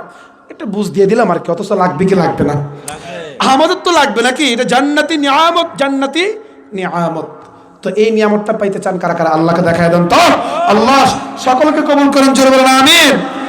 সভাপতি সাহেব হাত তুলছে অনেক উপরে করে, হাত নামান। এই হুরের কথা, এত হাসি, হুরের কথা শুই না, মুরব্বীদের হাসিটা সবচেয়ে বেশি দেখতেছি আমি। তো মুরব্বীরা তো জান্নাতে যাবে না, আর হুর পাবে কেমনে? মুরব্বীরা কিন্তু জান্নাতে যাবে না, এটা জানান আপনারা? যাবে যুবকরা। কারা? যুবকরা খুশি তো? যারা যুবক এরাই জান্নাতে যাবে, কিন্তু মুরব্বী যারা, এরা জান্নাতের ঘ্রাণও পাবে না। তো মুরব্বীরা যেই মন খারাপ করছে, এরা মনে মনে কইতেছে যে এই তুই কি হুজুর আনছিস রে, আমগুলো জাহান্নামী বানায় দিচ্ছে। বলে পেরেশান হওয়ার দরকার নাই, টেনশন হওয়ার দরকার নাই। আল্লাহ পাক 100 বছর 80 বছরের মুরব্বীকে 30 বছরের যুবক দ্বারা জান্নাতের ভিতরে ঢুকায়া দিবে। সুবহানাল্লাহ। কারণ যেই হুর পাবেন, মুরব্বী ঢুকলে কাজ হবে নাকি? যুবকে ঢুকতে হবে। আল্লাহ পাক যুবক করে ঢুকে পাবেন নাকি? আলহামদুলিল্লাহ। এত সুন্দর সুন্দর নিয়ামত যদি পেতে চান, শিরক মুক্ত থাকতে হবে, পিতামাতার দোয়া নিয়ে চলতে হবে, নবীর আদর্শ মেনে চলতে হবে। কারা কারা পারবেন হাত তোলা, আল্লাহকে দেখা দেন। আল্লাহ সকলকে আপনি কবুল করুন, জোরে বলেন আমিন। আজকের এই দোয়া পড়া ইসলামী যুব সমাজ কল্যাণ পরিষদকে আল্লাহ পাক কবুল করেন, জোরে বলেন আমিন। এত সুন্দর একটি আয়োজন তারা করেছেন, সময় অর্থ পরামর্শ দিয়ে, শ্রম দিয়ে এত সুন্দর একটি আয়োজন করেছেন। আপনারা খুশি না বেজার? কম খুশি না বেশি খুশি? বেশি খুশি হলে এদের জন্য বেশি করে দোয়া করতে হবে, পারবেন না ইনশাআল্লাহ? কি কি দোয়া করবেন? এখানে নাকি শুনলাম 16 বছর 17 বছর 18 বছর যুবকরাও আসছে, এদের জন্য দোয়া করবেন। কি দোয়া করবেন জানেন? এখনো যারা পড়াশোনা করতেছে, আল্লাহ যেন সকলকে ইসলামের জন্য কবুল করেন, জোরে বলেন আমিন। প্রত্যেকটা যুবককে যেন আল্লাহ পাক ইসলামের জন্য কবুল করেন, জোরে বলেন আমিন। এবং এই প্রত্যেকটা যুবক দ্বারা যেন ভবিষ্যতে ইসলামের খেদমত হয়। ব্যাস, এখন যেহেতু এদের দ্বারা ছোটখাটো খেদমত হচ্ছে, আস্তে আস্তে দেখবেন বড় হলো এরা আরো বড় বড় খেদমত করতে প্রস্তুত থাকবে, আশা করি ইনশাআল্লাহ। যুবকরা ঠিক থাকবেন, যতদিন পর্যন্ত যুবক ঠিক থাকবেন ততদিন পর্যন্ত সমাজ ঠিক থাকবে। আরেকটা কথা, আপনারা এত সুন্দর মাহফিল করেছেন, ভালো কথা। এই মাহফিল করার কারণে আপনাদের মিনিমাম 1000 না, মানে মিনিমাম কতদিন 10 বছর নামাজ পড়ার দরকার নাই। কারণ যেই ইবাদত করছেন আজকে সারা রাত্রে, এটাই তো আপনাদের এনাফ। নামাজ দরকার আছে? নামাজের দরকার নাই। না না না, আপনারা স্বীকার করেন ঠিকই, কিন্তু করেন না তো কেউ। ফজরের সময় এইগুলা, ফজরের সময় দেখা যায় না আপনাদেরকে, সারা রাত আপনি ওয়াজ শোনেন। এই মিয়া কাজ হবে না, কোনো ফায়দা। আমি আপনাদের সাজেশন দিব, যদি নামাজি না হন, যদি আপনারা ভবিষ্যতে নামাজ না পড়েন, ওয়াজ টোয়াজ দরকার নেই। আপনারা আগে নামাজি হন, নামাজ পড়েন, বাস এটাই সবচেয়ে বড় ওয়াজের কাজ হয়ে যাবে। নামাজি হন আগে, স্পষ্ট কথা ভাই। নামাজ পড়বেন, শান্তি দিবেন কে? আল্লাহ পাক প্রত্যেকটা কথার উপর আমল করার তৌফিক দান করেন, আমিন। ওয়া আখিরু দাওয়ানা আলহামদুলিল্লাহি রাব্বিল আলামিন। আমাদের لا تزغ قلوبنا بعد إذ هديتنا وهب لنا من لدنك رحمة إنك أنت الوهاب اللهم حاسبنا حسابا يسيرا اللهم إنا نسألك الهدى والتقى والعفاف والغنى الله আপনি তাকায় দেখেন আপনার বান্দাগুলো এই শীতের রাতে আরামের ঘুম বাদ দিয়া কোরআন হাদিস থেকে কথা শুনেছে রে আল্লাহ। আল্লাহ তারা কি কি চায় জানি না, আপনি তো অন্তর্যামী, মেহেরবানি করে আপনি তাদের সকলের হাতগুলোকে কবুল আর মঞ্জুর করে নেন। রব্বুল আলামিন আপনি আমাদের জিন্দেগীর সমস্ত গুনাহগুলি ক্ষমা করে দেন। রব্বুল আলামিন দুনিয়াতে আসা থেকে এই পর্যন্ত কত অন্যায় আমরা করলাম, কত গুনাহের কাজ আমরা করলাম। আজকের দোয়ার আয়োজনকে উসিলা করে আপনি আমাদের জিন্দেগীর সমস্ত গুনাহগুলি ক্ষমা করে দেন। রব্বুল আলামিন আয় আল্লাহ, প্রযুক্তি অনেক উন্নয়ন হয়েছে, ঘরে বসে দুনিয়ার সব খবর নেওয়া যায়, কিন্তু এই খবর তো আমরা এখনো পর্যন্ত কেউ নিতে পারলাম না। আমাদের কার কাফনের কাপড়ের জন্য কোন দোকানে এসে হাজির হয়ে আছে, মালাকুল মাউত কখন চলে আসে আল্লাহ জানি না। মেহেরবানি করে মালাকুল মাউত আসার আগে আগে আপনি আমাদের জিন্দেগীর সমস্ত গুনাহগুলি ক্ষমা করে দেন। রব্বুল আলামিন আল্লাহ, বাবা আদম থেকে পর্যন্ত যত মুমিন মুমিনাত দুনিয়ার জমিন থেকে এক যারা পরিমাণ ঈমান নিয়ে কবরে চলে গেছেন, সকলের কবরটাকে আপনি জান্নাতের বাগান বানায় দেন। আয় আল্লাহ, বিশেষ করে আমরা যারা এখানে হাত তুলেছি, আমাদের যাদের মা বাবা দাদা দাদি নানা নানি আত্মীয় স্বজন পাড়া প্রতিবেশী ভাই বোন চলে গেছেন, সকলের কবরটাকে আপনি জান্নাতের বাগান বানায় দেন। সকলের জিন্দেগীর সমস্ত গুনাহগুলি আপনি ক্ষমা করে দেন। রব্বুল আলামিন আয় আল্লাহ আজকের আয়োজনকে আপনি কবুল করে নেন। আয় আল্লাহ দোয়াপাড়া ইসলামী যুব সমাজ কল্যাণকে আপনি কবুল করে নেন। এই সংগঠনকে আপনি ইসলামের জন্য কবুল করে নেন। এই সংগঠনে যত দায়িত্বশীল রয়েছে আল্লাহ, যতগুলো সদস্য রয়েছে প্রত্যেকটা সদস্যকে আপনি ইসলামের জন্য কবুল করে নেন রব্বুল আলামিন। আয় আল্লাহ এই প্রোগ্রাম যারা সাজিয়েছে সময় অর্থ পরামর্শ দিয়ে যে যে সহযোগিতা করেছেন রে আল্লাহ, প্রত্যেকের সহযোগিতাগুলোকে আপনি কবুল আর মঞ্জুর করে নেন। আয় আল্লাহ এই উসিলা করে সকলকে আপনি নাজাতের ব্যবস্থা করে দেন। আয় আল্লাহ কলিজার টুকরা যুবক ভাইয়ারা এই প্রোগ্রামের জন্য অনেক কষ্ট করেছেন, অনেক শ্রম দিয়েছেন আল্লাহ, তাদের এই শ্রমগুলোকে আপনি কবুল আর মঞ্জুর করে নেন। আয় আল্লাহ এই উসিলা করে সকলের রিজিকের মধ্যে আপনি বরকত দান করেন। প্রত্যেকটা কলিজার টুকরা যুবককে আপনি হায়াতের মধ্যে বরকত দান করেন। সকলকে আপনি নামাজি বানায় দেন। আয় আল্লাহ দুনিয়ার সমস্ত অন্যায় থেকে আপনি সকলকে হেফাজত করেন রব্বুল আলামিন। আয় আল্লাহ এলাকাবাসী যারা এই সহযোগিতা করেছেন প্রত্যেকটা পরিবারের উপর আপনি বরকত দান করেন। প্রত্যেকটা পরিবারের উপর আপনি খাস রহমত নাজিল করেন, শান্তি নাজিল করেন, অশান্তি দূর করে দেন। রিজিকের মধ্যে আপনি বরকত দান করেন। সকলকে 5 ওয়াক্ত নামাজি বানায় দেন, পরহেজগার মুত্তাকি বানায় দেন রব্বুল আলামিন। আয় আল্লাহ আমরা যে পরিমাণ অন্যায় করি, যে পরিমাণ গুনাহের কাজ করি, আমাদের গুনাহগুলো ক্ষমা হয় কিনা জানি না মালিক গো। বনি আদম দুনিয়ার জমিনে শয়তানের ধোঁকায় পড়ে অন্যায় করবে, এটাই স্বাভাবিক। কিন্তু আপনি তো গফুর ও গফফার, ক্ষমাশীল। আপনার এই গফফার নামের উসিলা করে আপনি আমাদের জিন্দেগীর সমস্ত গুনাহগুলি ক্ষমা করে দেন রব্বুল আলামিন। আমাদের মধ্যে যারা অসুস্থ সকলকে আপনি পরিপূর্ণ সুস্থতার নিয়ামত দান করেন, শিফায়ে আজলা কামিলা দাইমা নসিব করে দেন রব্বুল আলামিন। এই এলাকার মধ্যে যারা অভাব-অনটনে ভুগতেছে আল্লাহ, সকলের অভাব-অনটন আপনি দূর করে দেন। সকলের রিজিকের মধ্যে আপনি ভরপুর বরকত দান করেন আল্লাহ। প্রত্যেকটা ফ্যামিলিকে আপনি সচ্ছল বানায় দেন। আয় আল্লাহ যারা ব্যবসা বাণিজ্য করেন সকলের ব্যবসার মধ্যে আপনি বরকত দান করেন। সকলকে আপনি হালাল ব্যবসা করার তৌফিক দান করেন। দুনিয়ার সমস্ত লোকসান থেকে আপনি সকলকে হেফাজত করেন। আয় আল্লাহ যে ভাইয়েরা প্রবাসের মধ্যে আছেন, প্রবাসের প্রত্যেকটা ভাইকে আপনি হালাল উপার্জন করার তৌফিক দান করেন, ভালোভাবে উপার্জন করার তৌফিক দান করেন। দুনিয়ার সমস্ত হারাম উপার্জন থেকে আপনি সকলকে হেফাজত করেন রব্বুল আলামিন। আয় আল্লাহ আজকের এই মাহফিলে যারা এই দায়িত্ব রয়েছেন প্রত্যেককে আপনি ইসলামের জন্য কবুল করে নেন।